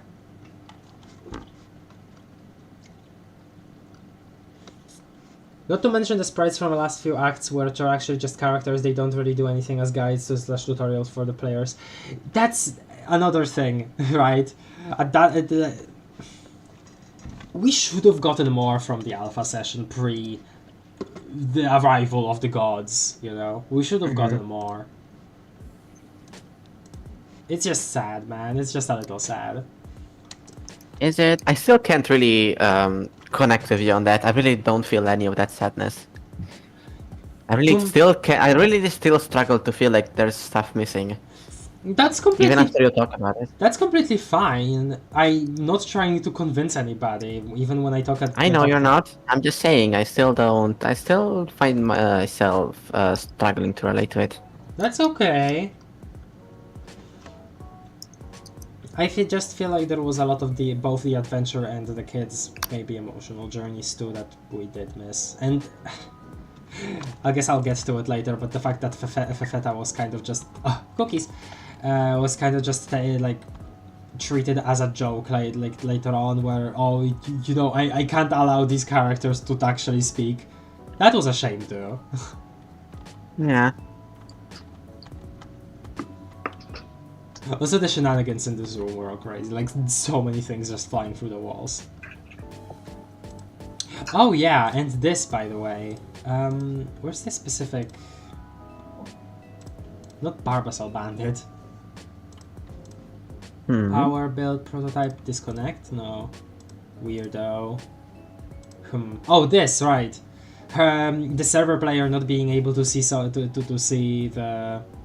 John's dad's room, someplace he hasn't been anywhere anytime before. This is a plot point that's just completely not there later. We don't get this. This is a mechanic, I guess, that we don't get that we don't get brought back later. Even though I feel like it could have been something. I don't know. Chimneys as pillars later turns out to be a bad idea.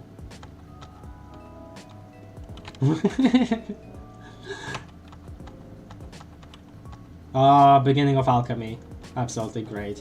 It was so cool. This was absolutely so cool. Oh yeah, and this, the common hornographer. Dad collecting stuff about meteor strikes. We know why now, because his son and all. Suspicious. Definitely. I wonder why he would do that. It's... the whole connection between the Guardians thing. I wish there was that we also got a little more elaboration of that. Maybe it's there in the Skyanat thing. I kind of decided I didn't exactly want to read much of that. Maybe I will at some point, though. I do know that there is some stuff about Mom. Valhalla. There's some stuff about Mom Lalonde there. Also I was getting more and more concerned for Dave with every panel of this. Yeah. Oh yeah, and here is the shredder thing in the sink. I completely was absolutely befuddled at this when somebody told me that's a regular American thing. Yeah, I think I learned it from a Homestuck video. Yeah, it's like, what do you mean there is a sink-looking thing that has a shredder at the bottom of it? What do you mean this is a regular thing in America? I think that Fefeta is a joke about how she's the fusion of two of the most irrelevant trolls. That's the thing, right? And they didn't need to be. That's just like a middle finger to some of the fan base, I felt. A little at least. I don't know. Maybe not intentional, maybe intentional, not sure. Genuinely, who the frick is Dad Egbert? Every other Guardian plays a role as a player or something in post-scratch session. Dad Egbert is Jane's son. Jane Egbert's son, that is. And I guess the other way around is John's son in the other instance of the universe. Which is weird. Because Nana later does talk about, having him, right? I think. I'm pretty sure. Maybe not. There is something about that, right? Previously, the alchemy thing, I absolutely love it. Previously, my interpretation / headcanon was that because Dad looks so much like Colonel Sassaker, he's more closely related to him genetically, and John in the one timeline and Jane in the other timeline just sort of adopted him. Because that would make it so he's the actual constant there. He isn't birthed from two completely different people and turned out genetically the same. Oh yeah, and this is the first time we see Jay at the end of this flash, which is crazy to think about. She was it's so funny how John be the imp. This doesn't happen. This just doesn't happen. Crude ogres. The anticipation of this boss fight was so hyped too. Yeah. Ascend to the highest point of the building and then getting cut off with WV. This too, by the way, I did definitely feel like... okay, here's the thing. I was immediately charmed by this character. Apparently a lot of people think thought this was filler when they first read it. That's crazy to me, because there was so much obvious foreshadowing.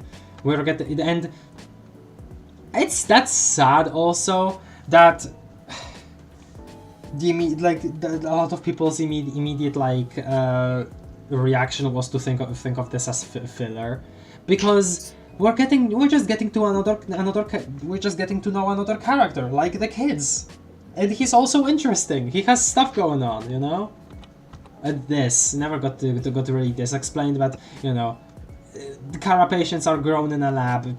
That you can figure that out on your own.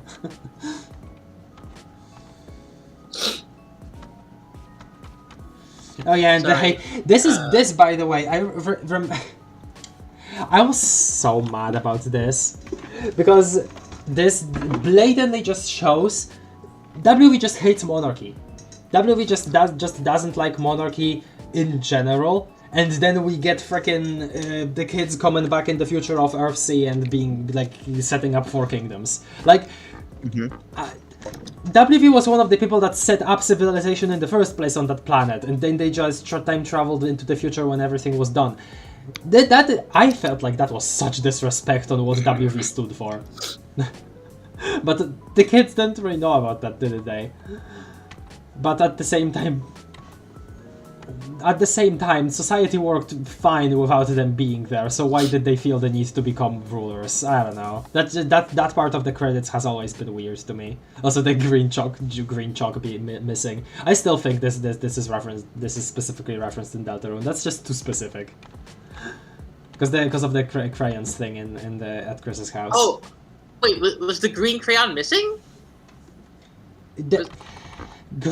Yes, there is text about green crayons being missing in a drawer in Deltarune, and WV specifically No, eats the green... I didn't know that was a Homestuck reference specifically. What else could it be? That's so specific. Crayons and the Yeah, green ones are missing, and WV eats the green crayons specifically here. Loki hates kings, why do you make kingdoms on Earth Sea? Yeah. I didn't catch that, actually. I've talked about it a couple times before. There's an MSPFA of WV getting revenge on the kids for that. That's so funny. What's it called? Use your own pee for the commercial zones. No! There we go. I love WV, man. Also, just... You know, he's able to do this silly stuff while still being... You know, he's still a serious character. Like, in concept, at least. Maybe not how he's treated later, but again, that's excusable considering the context. Oh man, and him like, he also had just... He has some thoughts about Durst from the way he draws it here, doesn't he?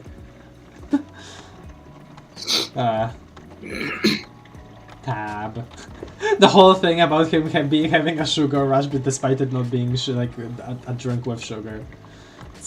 And then it being a joke later. That's so funny too. Him messing with the console here too, more like mechanical stuff. Aww, I love you, dude. I love this guy. Peregrine Mendicant. Love you too. You're like such a cool character. Not enough of her. Never enough of PM. Durst is awesome, totally not saying that because I'm a Durst dreamer. I'm still unsure about myself. God, we're still Also, we have to speed this up. This Flash!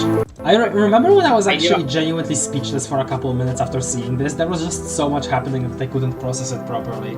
And then I rewatched it, and while rewatching it, I started like listing out things out loud, like this and this and this and this is happening and this is happening, and I recognize this as Zazorban's hand and everything. That I was like, nice. That was like so. I don't know. This English is here. What are you saying, Pate? Sorry. Okay, I know I said I would be. This is the one Homestuck stream I could attend. But my pink eye is killing me. You have pink eye and you're looking at a screen? Oh my god, Patty! Yeah. I mean, yeah. Oh my god. I had it in one eye. It hurted this morning. I didn't think it was a big deal, and it started hurting more. Oh my god. Okay, if it's hurting, dude, like, take care of yourself, please. I might need to actually rest. Yeah, you do. Yeah, alright. Sorry, I couldn't stay around. It's like, yeah, see it. I'll see you guys later. Okay, No, bye. just make sure to also maybe... But not many, drops sorry. on it or something if you have. What did you say? What did you say? Get some drops to properly... I don't have the words for it, but... treat it, clean to properly treat it. Yeah, I will. My drops. Alright. See you guys later. Bye. See you, Veronica. Take care, buddy. Bye. Again, to me this is such a special Flash because it's like one of the only things that you could say that it's one of the only pieces of music that you could say would be associated with WV, which is also already cool. And again, it's a setup for how big major Flashes will be later. Resolutions to a lot of stuff that was set up before, you know. In Act 6 it becomes more so more so of a spectacle and a rarity, but you know, conclusions, resolutions, a lot of stuff happening at once. That's bread and butter of the Flashes in this earlier part of the comic, and that's just so cool. Remember when underlings were in theirs too? I remember. Never really paid much attention to that, but I guess yeah, they would be hired by Durst. So that makes sense, and it's kind of weird that it doesn't happen later. Oh man, and this too.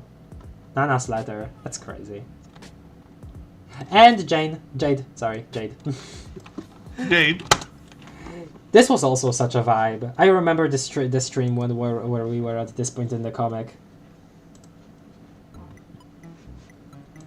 Like, okay, actually, let me play Crystal Anthems instead. This was also something that I just loved. This was a part of a comic that I loved. Like hanging around with Jade here with this beautiful view out the window, seeing her like mess around in this really impressive space, all things considered. It was just like a whole vibe. I loved it.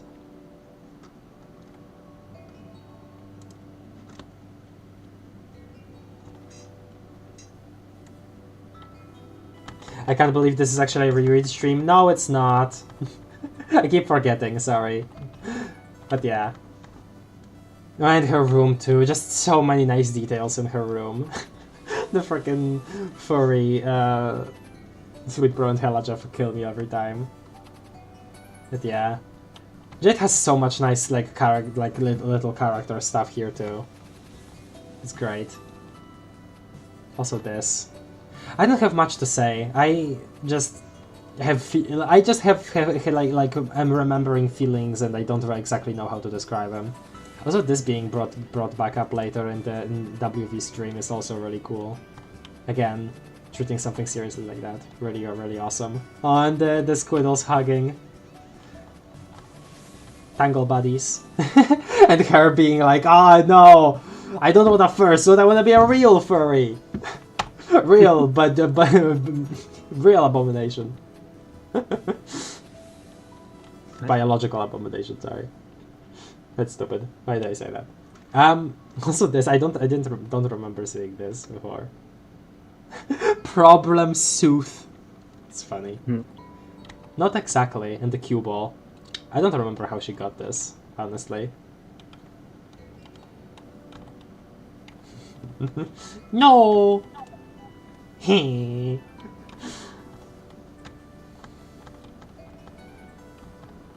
Again, many cool things. And also again, instruments. I just loved how they were this like they were part of it, the comic this much at the beginning. Really felt cool. Also the pumpkin disappearing, such a cool detail.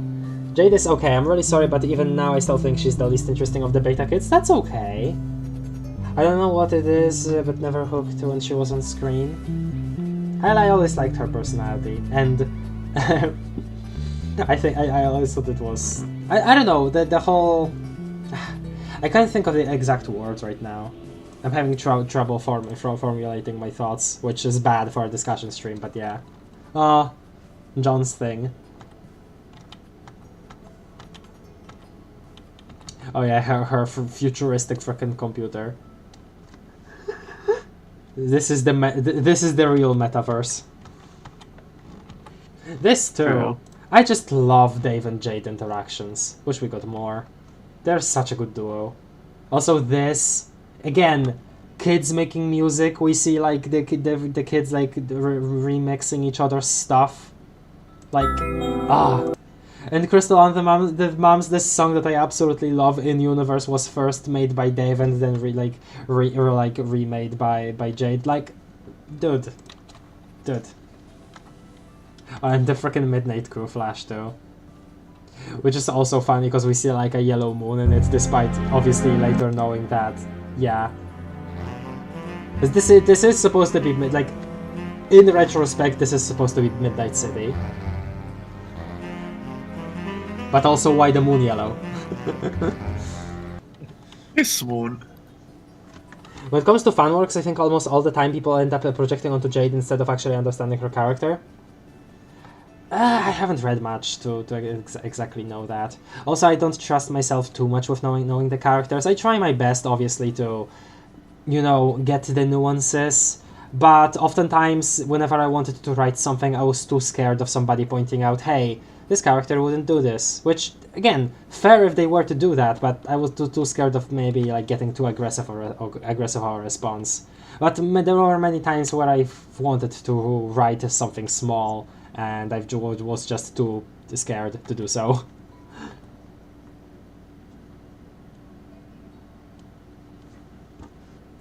John. This is a funny transition. Both of the time, just both of the oh, the worms. Okay, I'm losing my freaking train of thought because worms. I love these guys. I love these guys so much. You have no idea. And PM also, but worms. You love the worms? When I was still at the beginning of this comic, I always drew the worms and PM as a duo. I don't know if any of you guys have seen some of the doodles. I've like maybe I don't know. I don't remember if I've seen. I remember them. Twitter, I remember one thought- of them. I don't remember. I've for a very long time I've drawn the worms from the apple and PM as a duo. I thought these worms were like super cute and cool. I don't know. There was something about them compelling to me. About yeah. Also, this whole thing, her being in this lab, this was also like a whole vibe.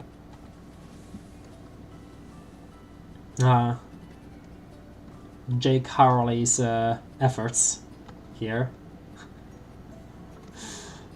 Daughters of Eclectica. Also this, like, we never even see denizen minions like this ever in the comic aside from this. Why? Like, literally why?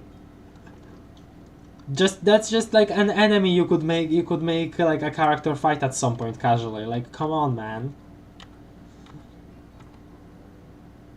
Ah, cat got teleported. Oh no, second part of the fight. Also this.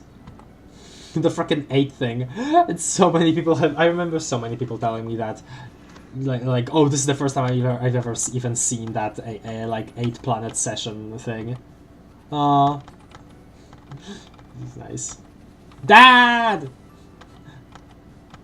That doing the stuff he knows how to do. This whole letter. I thought this was going somewhere genuinely. Mail! Hell yeah. Oh yeah, this also. A lot of people had canon that this is just where mom sleeps, since her room is just a bar.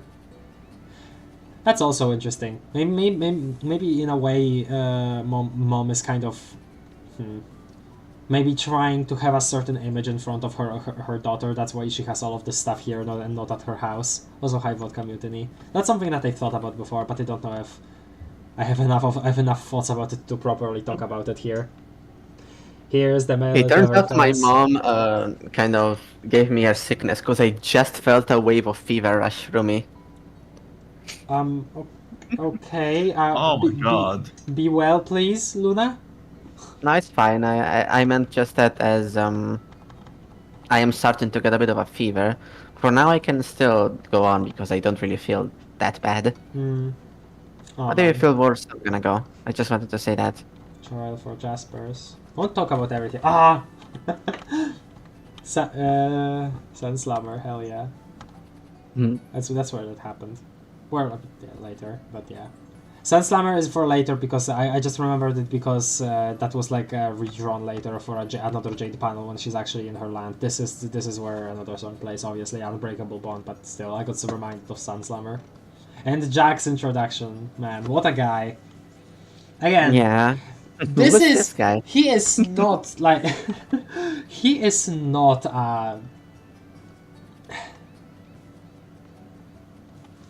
he is not like too complicated, right? But still, he got done dirty when he became a dog, and then like in Act 6 he got done pretty dirty because he was still for like a minute. He was still Sorry. like way more of a threat here, like a tangible threat, man. And then it's not like he wasn't powerful, he became less powerful. He absolutely was still. Also, when Luna asked me, hey, who has yellow hands? And I was like, I don't know, nobody? Well, remember, that's Hassie. And then I was like, what? And in my mind, I thought she was implying that Jack here was Hassie. That's what I thought she was, like, implying there. I remember. For a while, I thought that it would turn out that Jack and Hassie were the same person. That's wild. Oh man, reveal awesome. Or, okay, not here. Reveal awesome is for later. Well, for earlier, actually. Hey, retrieve package, nice. Yeah, Unbreakable Union, Carefree Victory. Also this, Where's the, like, dream up more hands thing?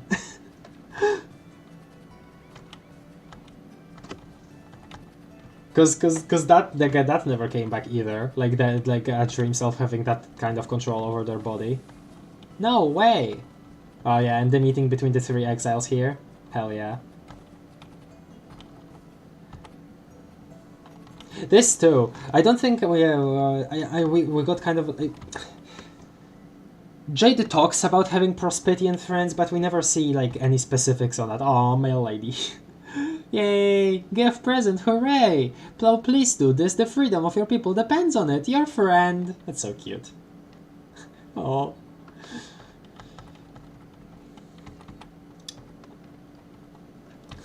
Miss Male Lady. Jack is so awesome, he's still the better villain. I wouldn't necessarily say better, I think both Lord English and Jack get kind of fumbled by the comic. We should have gone way more about Lord English being a puppet master, I think. That's my take. Like, way more. Doc Scratch is the best villain. I can absolutely see how you think that, yeah. Yeah, it's maybe... That's all there really is to say on the matter. So where are we in Act 3?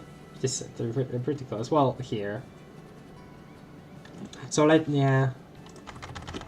Well, they'll take too much to actually go through absolutely everything, so... Oh man, they are. Again, too little time for every character. Homestuck has so many cool setups for characters, and we just don't get enough get enough of some of them. AR has genuine potential in my eyes. Oh, and that was a center that I just skipped.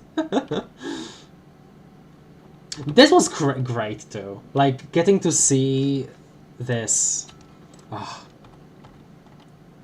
Okay, maybe let's. Okay, so with this here, I'll do something else. I thought that I would be able to skip around and still have enough time to do absolutely everything, but maybe what we should be doing here is actually looking at our slides, because I haven't been looking at them enough. Intermission, yeah. I'll have some stuff to say about it, but in general, I feel like I don't know. I feel like we won't get to do everything if I just, you know, skip around the panels like that. So I think we need to be talking about the acts more broadly. But I've said what I wanted to about acts 1 through 3 so far, I think. Yeah, I had a lot of images here on the act 2 slide. Act 3 too. This one. But yeah. Man, again, Homestuck has too many good characters and character setups for its own good. It does not have enough time to flesh out everything. There's so much more that I would have liked to see from Spades, like, for instance. And again, such a shame that the inaugurable death of Mr. 7 was discontinued. That had so much potential and already showed so much cool stuff from what it did have. The what now? Inaugural death of Mr. 7. I'm talking about Defelt and, you know, intermission stuff in general. If you take another villain, like for example the Lich from Adventure Time, he's good, but how is he supposed to be a threat when he gets beaten in a few minutes every time? That's the thing though, Jack never really get beaten. We were trying to run away from him. That was the whole point of the scratch initially. Yeah. Well, not the whole point, but you know. Which is like, again, it's a sad that at some point Homestuck does lose, you know, some of the focus it had on certain things, you know, like why some stuff was the way it was. I've talked about it enough during actual episodes, and I don't really have enough of a brain to really mention concrete stuff here, but yeah. Jack is the don't care, kill everyone cool villain, and Doc Scratch is the I'm your 4 parallel universes head of you cool villain, yeah. I think that's the thing. I think Jack, despite being the I don't care, kill everyone type of villain, he is still, like, interesting enough, right? And especially thinking about Spade Slick here, he is in my eyes, also should have been elaborated more on, because like he I know I base a lot of my view of Spade Slick on that one line of hold on, maybe I'll be able to find it. What line?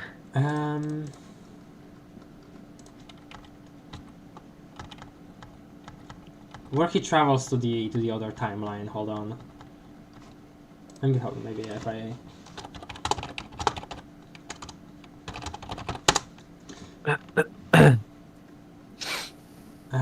Oh yeah, there we go. This. How many times does he have to tell you he made this town? Oh yeah, like. This is from Dice POV here. Which, by the way, again, so many different POVs, not even from main characters. Wish we would have kept that for Act 6. Probably could have been cool, I think.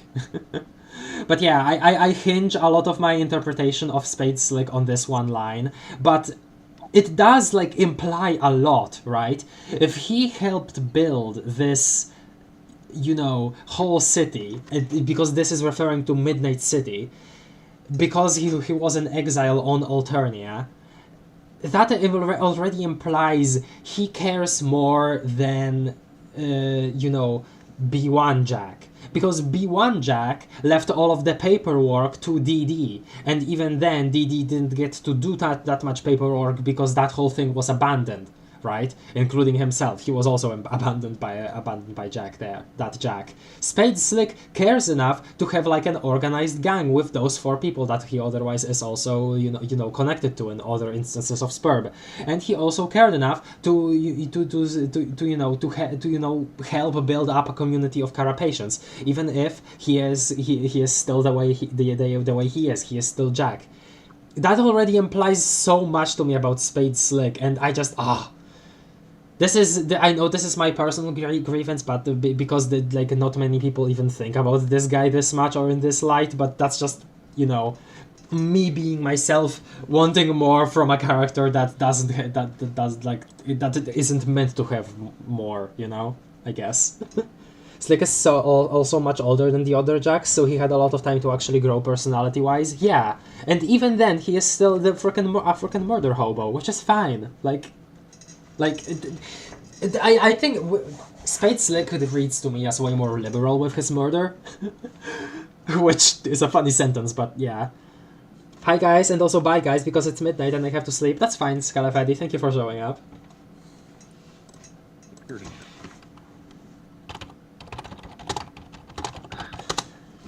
Yeah, that's all I have to say about about Spade Slick, I guess. But all of the other Midnight Crew, they're just also such promising characters, and we get this intermission, and then after that there are just like little things from the other timelines, and after that not much. And again, I personally am just also this is actually cool, the Cairo overcoat thing, the effigies, like that's all of that setup is cool, because this isn't like all like magical things that aren't related to the game, which is a, you know, kind of a first besides the Celdexes, and it was just kind of cool to see. Another thing actually that I thought about, actually no, I don't remember. You hate time travel. Again, no, I'm not gonna go through every panel now anymore. But again, like Midnight Crew, all of the Felt, such promising characters. Shame we don't get more of them. Because in other pieces of media that I like, or like let's say, okay, something that I just thought of because somebody else brought up the Village before. In a cartoon, that's more understandable, right? Here we specifically, this specific setup of the whole comic is you get to know these characters by having these POVs of them, and then you get to follow them later and find out more about their personality and how that connects to the items that they had in the rooms and stuff. You know, you get all of those different connections, and you know, seeing all of these setups for other interesting characters, like in this intermission, and then on them only being used here or for like one of gags, that's just sad to me personally, you know. Also, what the hell is this key, and why the hell does it turn into a fucking scanner for his this? Why is this on a card? Why does it later also accept the QR? Well, not the QR code. Sorry, the line code that he has on his arm. Yeah. The sprite flipping thing is funny. Why does this happen? We never get elaboration on this. Another thing that's kind of abandoned. Man. My Professor Mayanaka's pendant there. That's just sad to me. And hi, Karkat. This is funny to see for the first time. Yeah. Again, moving on more quicker now.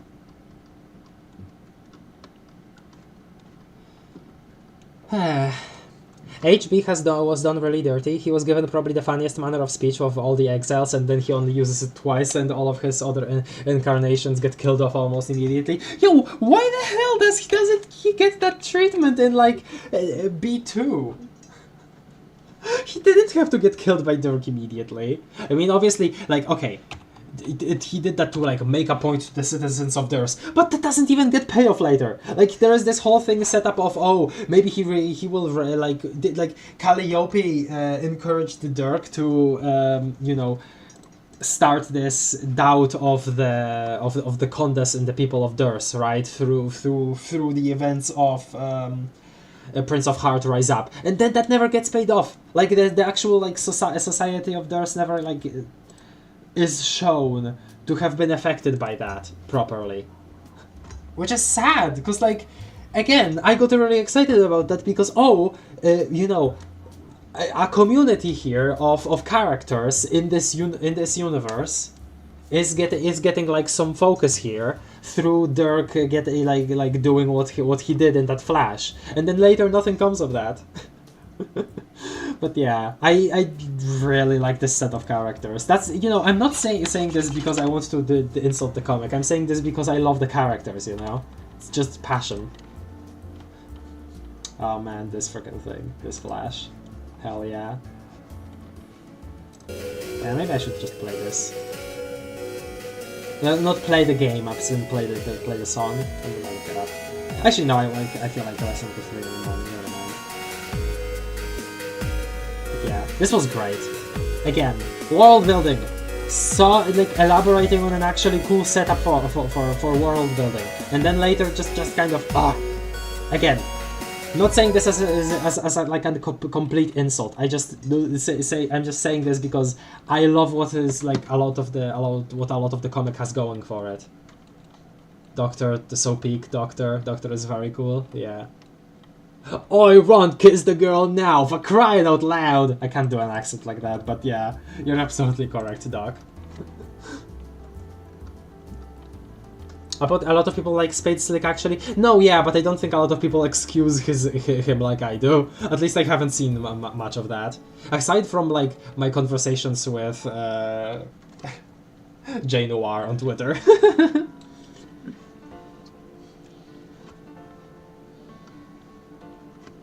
I thought they were supposed to be filler. They were, but that's the thing. They were still such good setups for characters that I just felt bad, felt really sad that they did end up just being filler. Because they're interesting, they're funny and everything. God, it's you know. Oh, I know. Also this.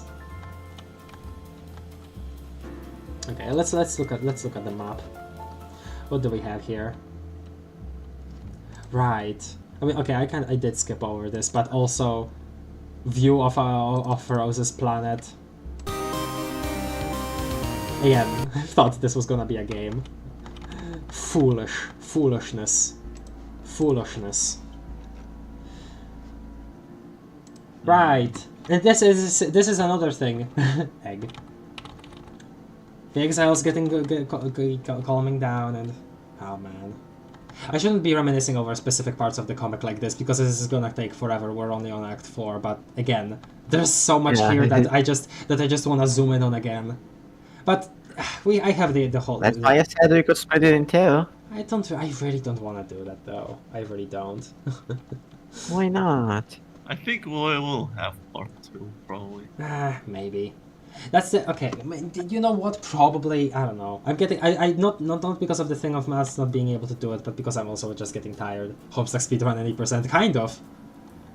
I'm trying. Basically rushing in my head to see if I have any specific thoughts about these acts. You know, man.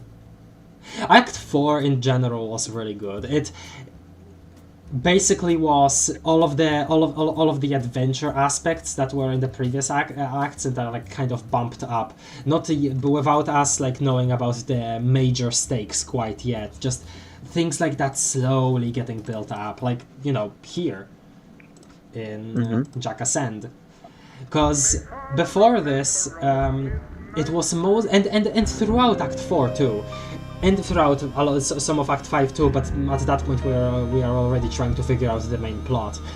Here we have the kids scrambling to kind of figure out what even is happening, you know. Jade and Dave for a lot of this act still aren't even in the medium, and we get this like feeling of, oh, we're discovering all of this with these kids. They're scrambling to figure out what the hell is going on and how do we survive in this new world in general, you know. It's really good in that aspect, and it serves its purpose in that way well.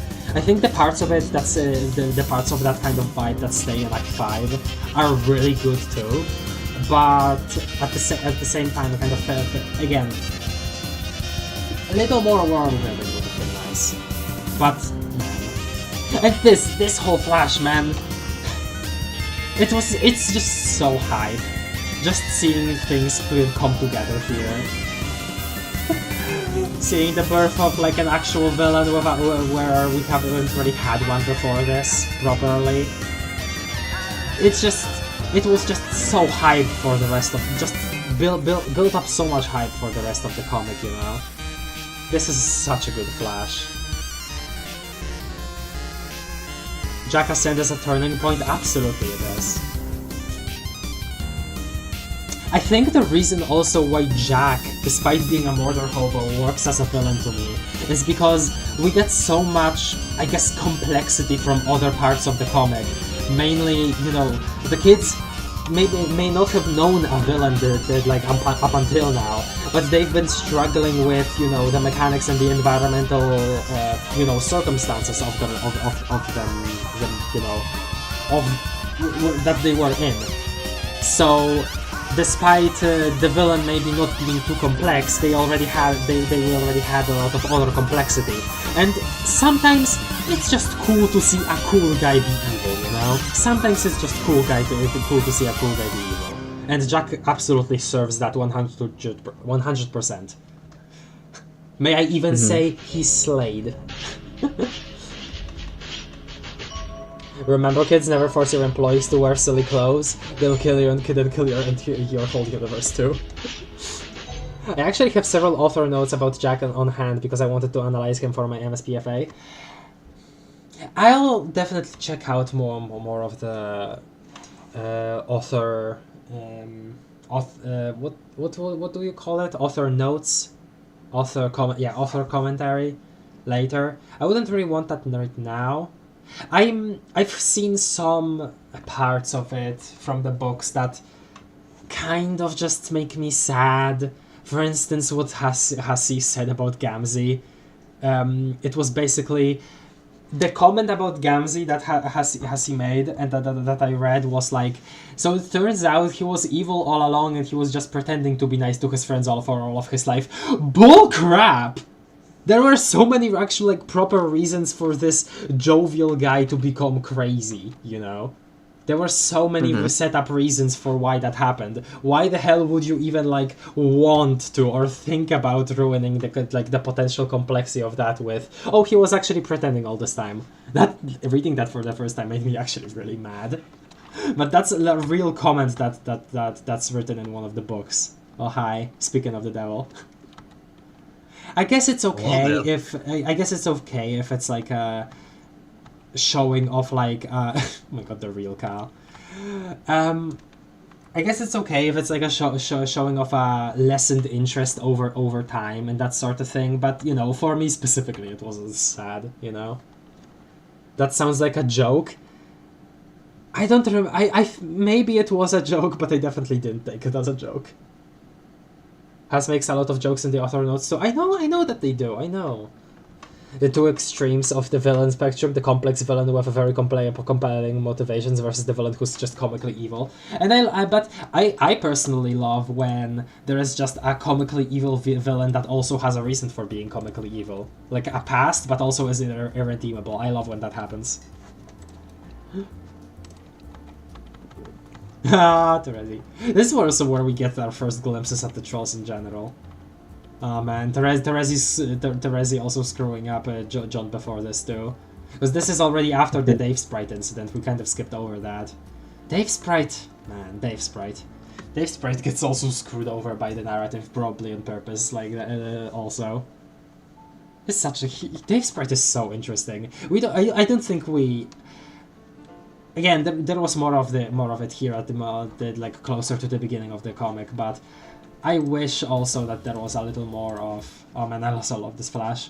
I also wish there was a little more of actual discussion of like the duplicates and the implications of there being duplicates, you know?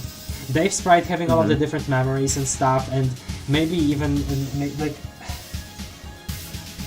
I know that it might have back when I was there, it might probably sounded a little like I was getting hung up over nothing, but I was genuinely a little bothered by the fact that nobody was commenting too much about the fact that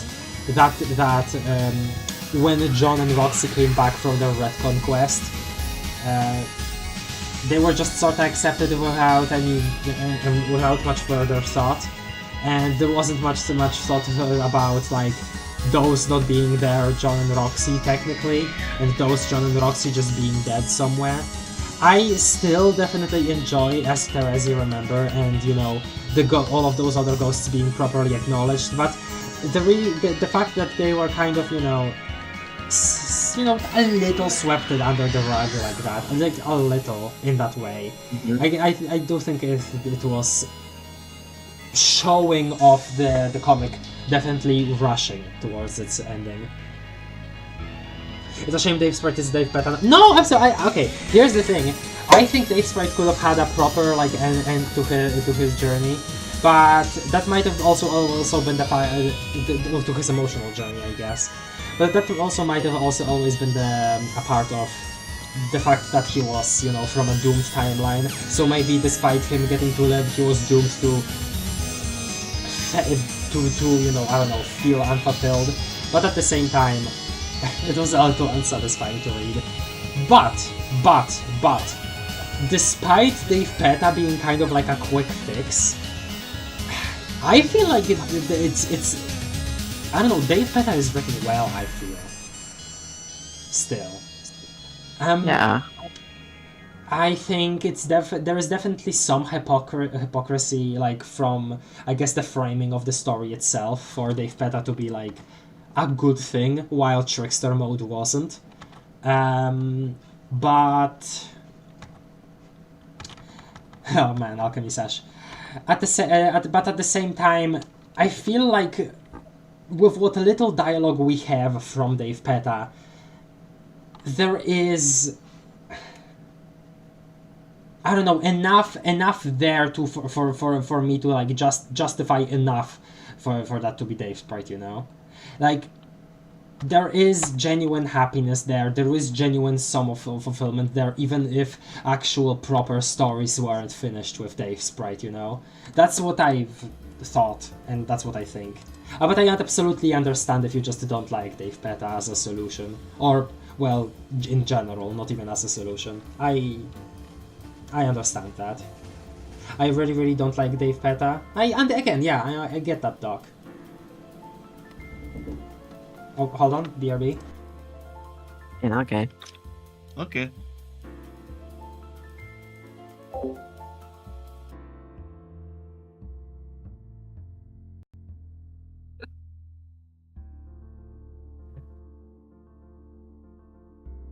Yeah, depending on how much longer there is left of the stream, I might have to leave early.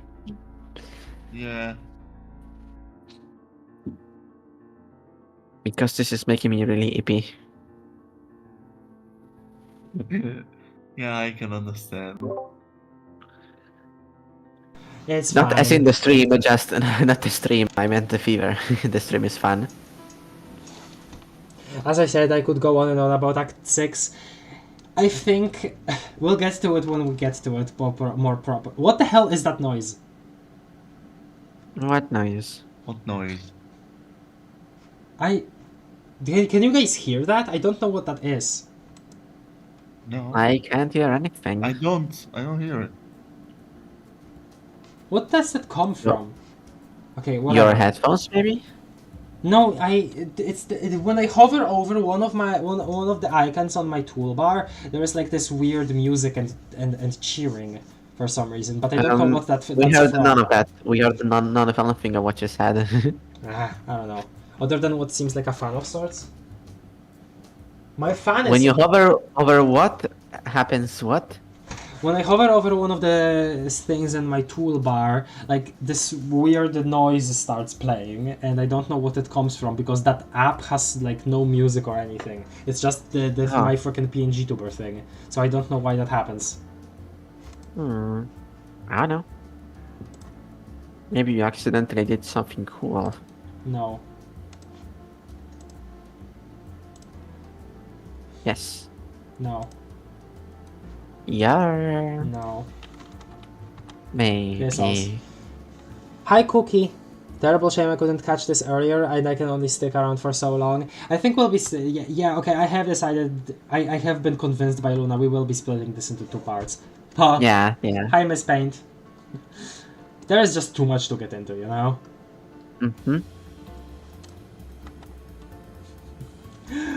Dave actually reading the prose by Rose. I forgot that actually happens. Oh yeah, and this is when Dee oh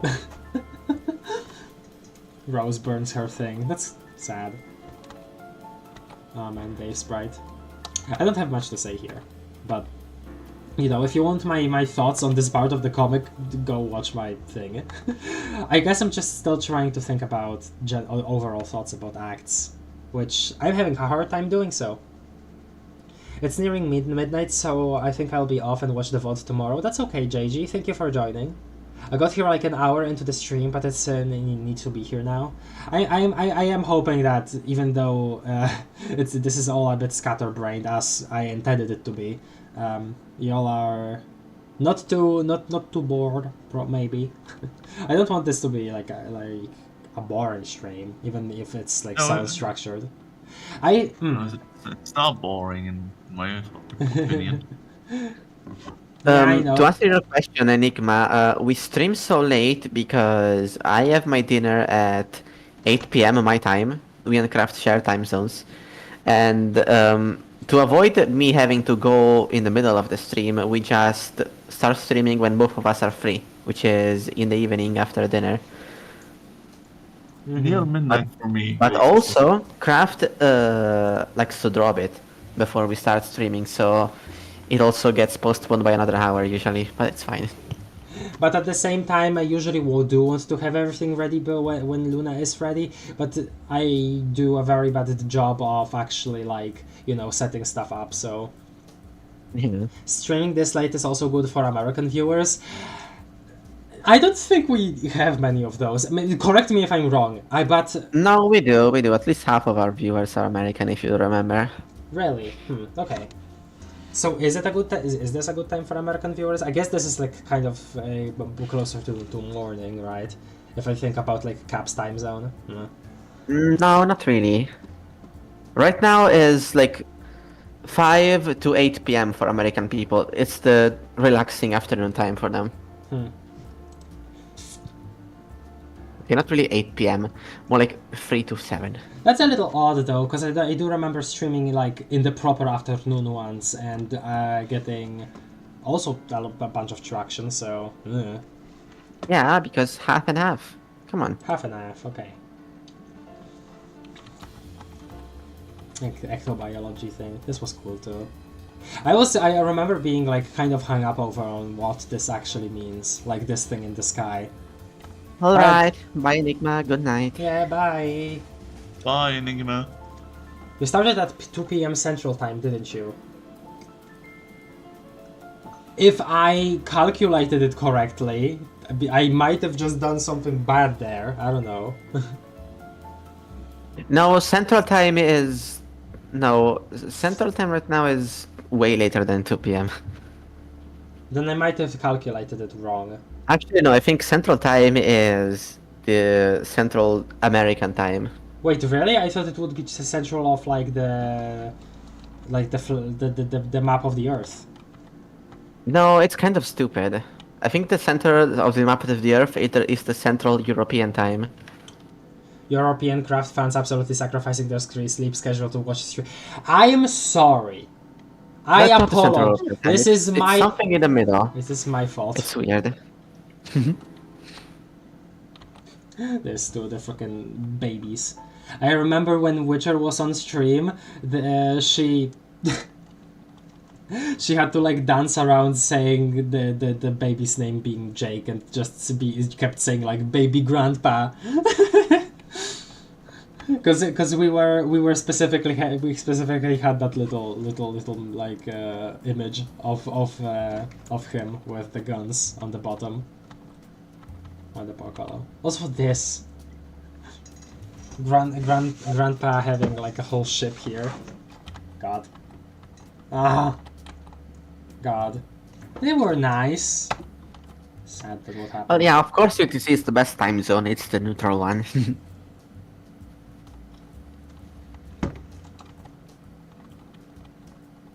Man, this too. Again, always nice. It was always nice seeing stuff just like from outside the proper setting of the comic, you know? Mm-hmm. Just in general, this and like, yeah. God, my god. By the way, oh... Hi, Jake. Remember when I blue-balled you all by stopping right before this flash? I didn't know this was gonna be like one more page back then. Wow. Yeah, it was cool. You blue balled us quite a few times. That's good. That's okay. A lot of Homestuck characters could potentially be very puntable. That's correct. That's correct. Yes, they are very round. I can't believe Sasuke got to sleep with Kondi. Yeah. If he got hurt, then what's your excuse? I'm sorry.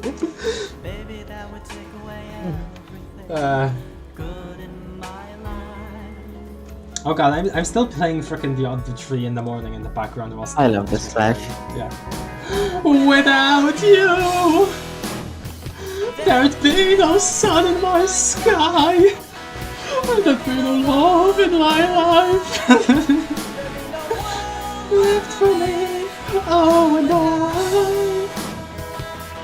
Baby, I don't know what I would do.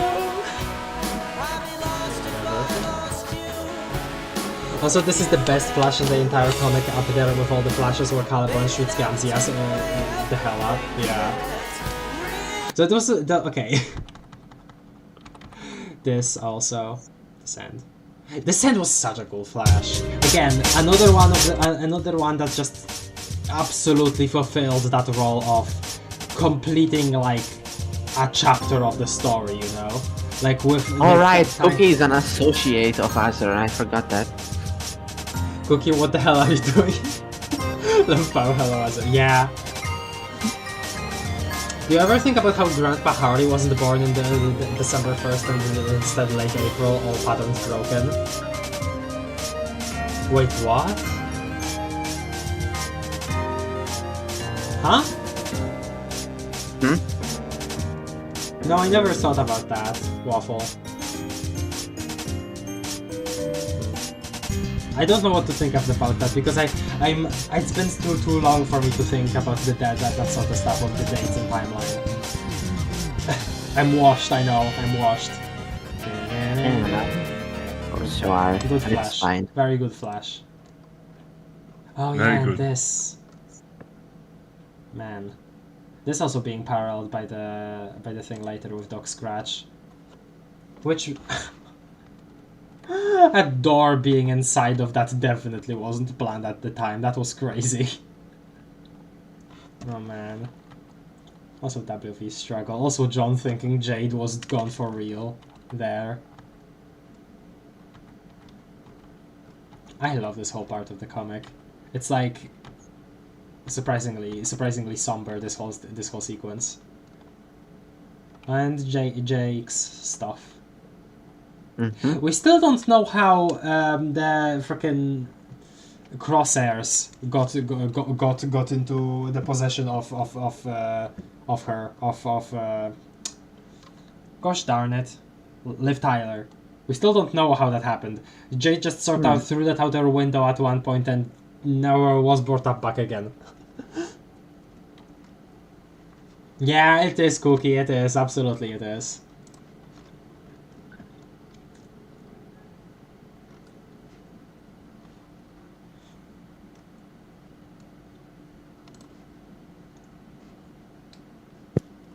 Let's switch the song finally.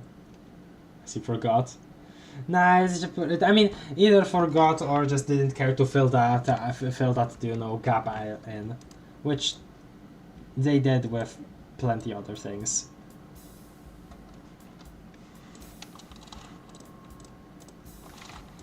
Yeah. Oh. This too. Check. So dramatic, man. And AR saving John here. Man.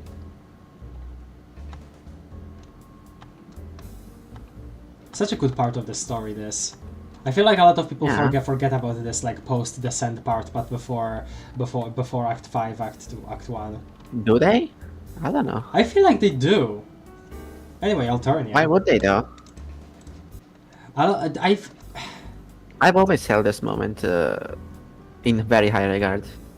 You do, but I don't see many people talking about it, and people like sometimes people on Homestuck Twitter sometimes bring back like, hey, can we talk about this moment in the comic again because this is cool, and some people don't talk about it enough, and then people talk about it for a while. I haven't seen that for like that whole section. There it is, the funny break people. Yeah, this is. A lot of people, I know that a lot of people do start reading the comic specifically for this. The whole skip to the trolls thing has always been very silly to me. But even before I even got to this part, right? But it always like, I know maybe it's silly also that I'm talking about it now, but it's just sort of something that I thought of here. Because I have heard people's testimonies of them talking about how they were advised to skip to the trolls and they did. Like, oh man, I feel bad for you because you can't like go to the past and undo that. I mean, I wouldn't want to do that anyway because I was screwing up what already happened wouldn't be too cool, but the relict prospect in the distance in that section, yeah. Not everything requires an explanation. I mean, it's such an irrelevant detail. Well, that's the thing. At this point in the comic, irrelevant stuff like that was turning back around and being relevant in like time loops and stuff, and that was definitely the setup for all of the weapons that Liv Tyler had at the time. It was implied that would come back, so yeah, you know, that's why I was thinking that way. It's funny because more than half of these dudes die. Man, that's also sad. Because you also feel like you at this point in the comic that, oh, you're gonna get this full ensemble cast for the whole thing, but literally a couple pages later, a lot of them just kick the bucket. Hive Bent fan peer pressure aside, how do people even think it's a good idea to skip to 1,000 pages ahead? No idea. I don't know. I think it's fine. I mean, I wouldn't do it myself, but if people just want to enjoy a story in a certain way, I don't think there's anything wrong with that. Yeah. The funny alien stuff. I love how for all of this stuff about Alternia's and its universe's world building, for all of it that I love, there is a lot of it that is literally just Hey, what's the weirdest thing that seems alien that we could make up? And it works for me, it works. Because at the end of the day, in many ways, trolls are literally just grey humans. And that's fine. That's completely fine. They're that alternate universe type of alien, you know? This panel, Karkat stare. Hive bent. I Maybe really I could try reading Homestuck in reverse. Maybe that would be cool. like Cookie. I really want to remember how I felt when I was first reading this, but I'm having a hard time. Maybe it's just me being tired, but I'm really having a hard time remembering my feelings here. Maybe it's your overwhelming negativity clouding your vision. No, I'm definitely having like pleasant thoughts looking back at these panels now. Certainly. Yeah. It's just a little hard for me to formulate my thoughts right now, and maybe that is just me being tired and hungry. Maybe Well, you have been yapping for a couple hours now, so Yeah. I would say it makes sense. Oh, 3 hours, honestly, remember when I was gonna do a tier list in the same stream as this? Which is still gonna happen at some point, but yeah. Man. We have a part 2 for a reason. Yeah, we have a part 3 for a reason, maybe, too. Yeah. We'll see in the future, I guess. Though Well, that's if you could be on time, maybe we wouldn't need a part 3. that's true also. I will say that maybe we should just like go to like ending this stream here, or I guess close to here now, because I am truly pretty tired, honestly. Yeah, I mean, I probably should use some rest too.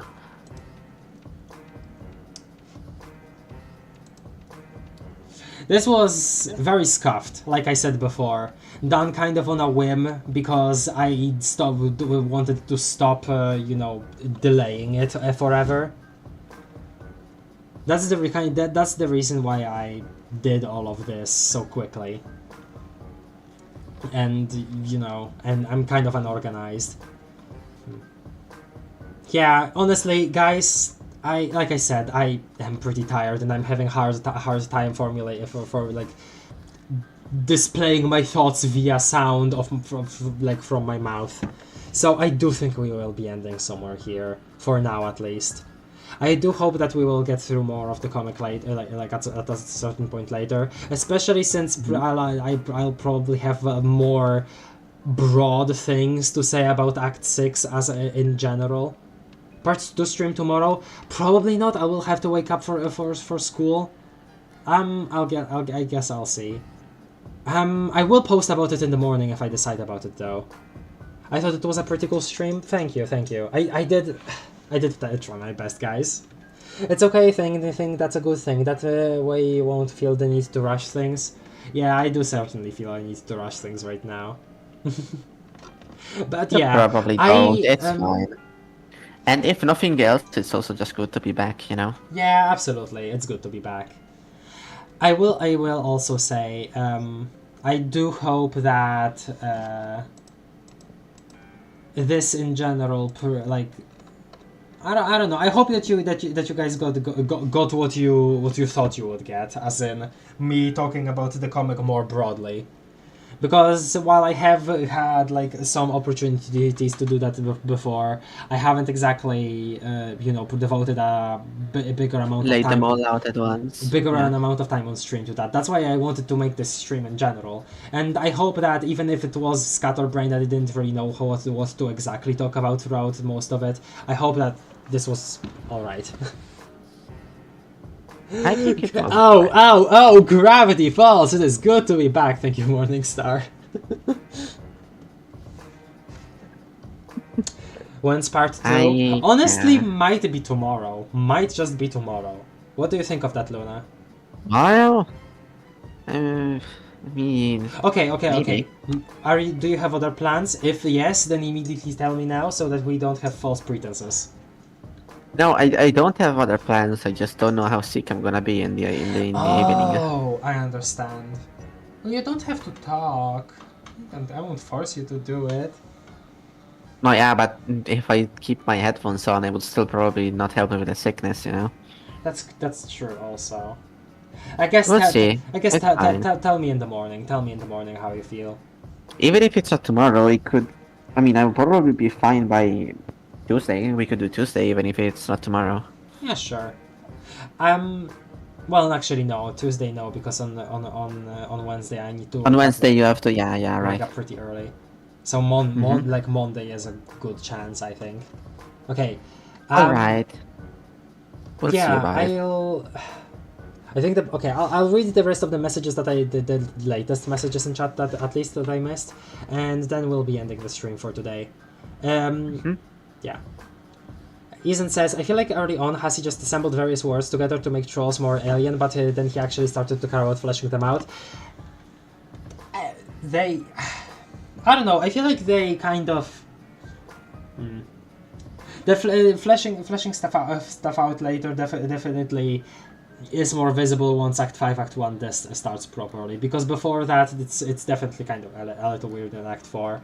But it's like it sets up the characters, but not necessarily the world they live in too much yet, right? Because Kanaya is wonderful in Act 4, what little we see of her. I think she's wonderful there.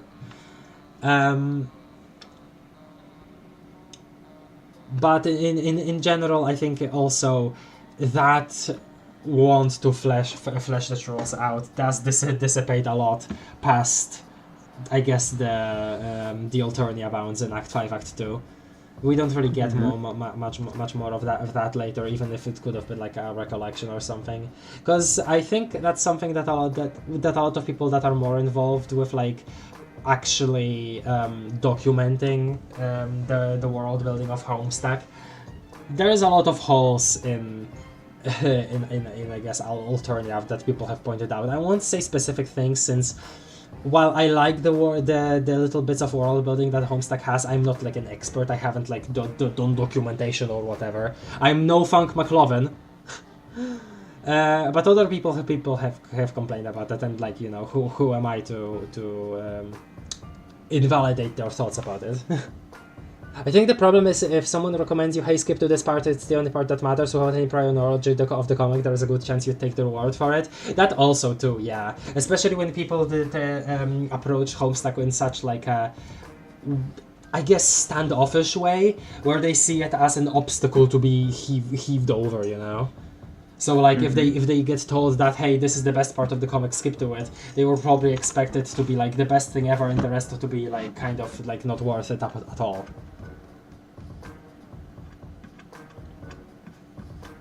Remember when we thought the trolls were gonna be important, but okay, okay, Mituna, I understand what you're saying there. Not gonna get into that now because I yab for way more time than I can afford right now, especially because of my tiredness. I'm hoping I had to catch the part 2 stream early because I turned on my YouTube notifications for this stream, but I still didn't catch it on time. That's okay. I'll, Cookie, since I have more of a direct line of contact to you, I guess I'll DM you.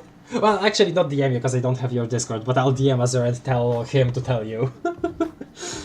It was great, I like hearing your thoughts, you have great insight into HS stuff. Thank you! I'm glad to hear you enjoyed it. Yeah. I guess that'll be it for today. Thank you so much for joining me after the long break. It's good to be back and it's good to see all of you here. All of the familiar names in chat, yes. And the new people. And some new people, yes, absolutely. Waffle, I enjoyed your insights too, for instance. Yeah, no, it would make sense. Since we haven't done Homestuck in 4 months, of course there's gonna be new people that are tuning in.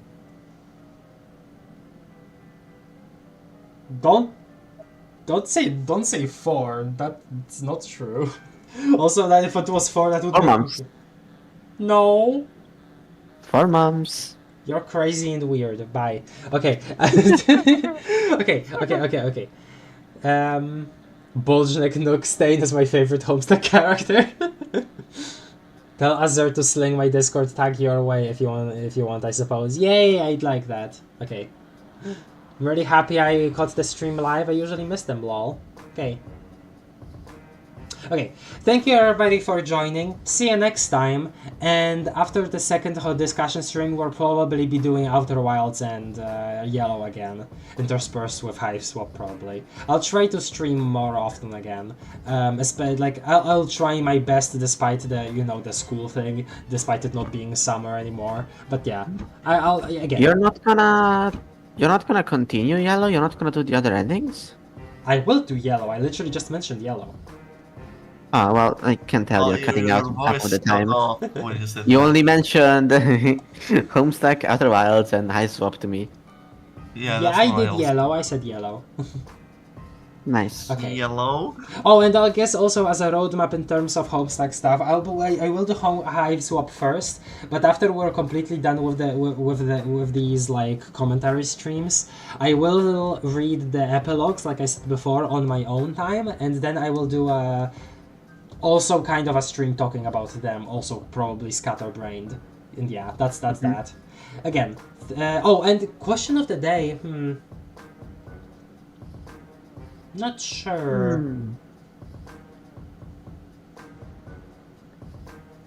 What if today there is no question?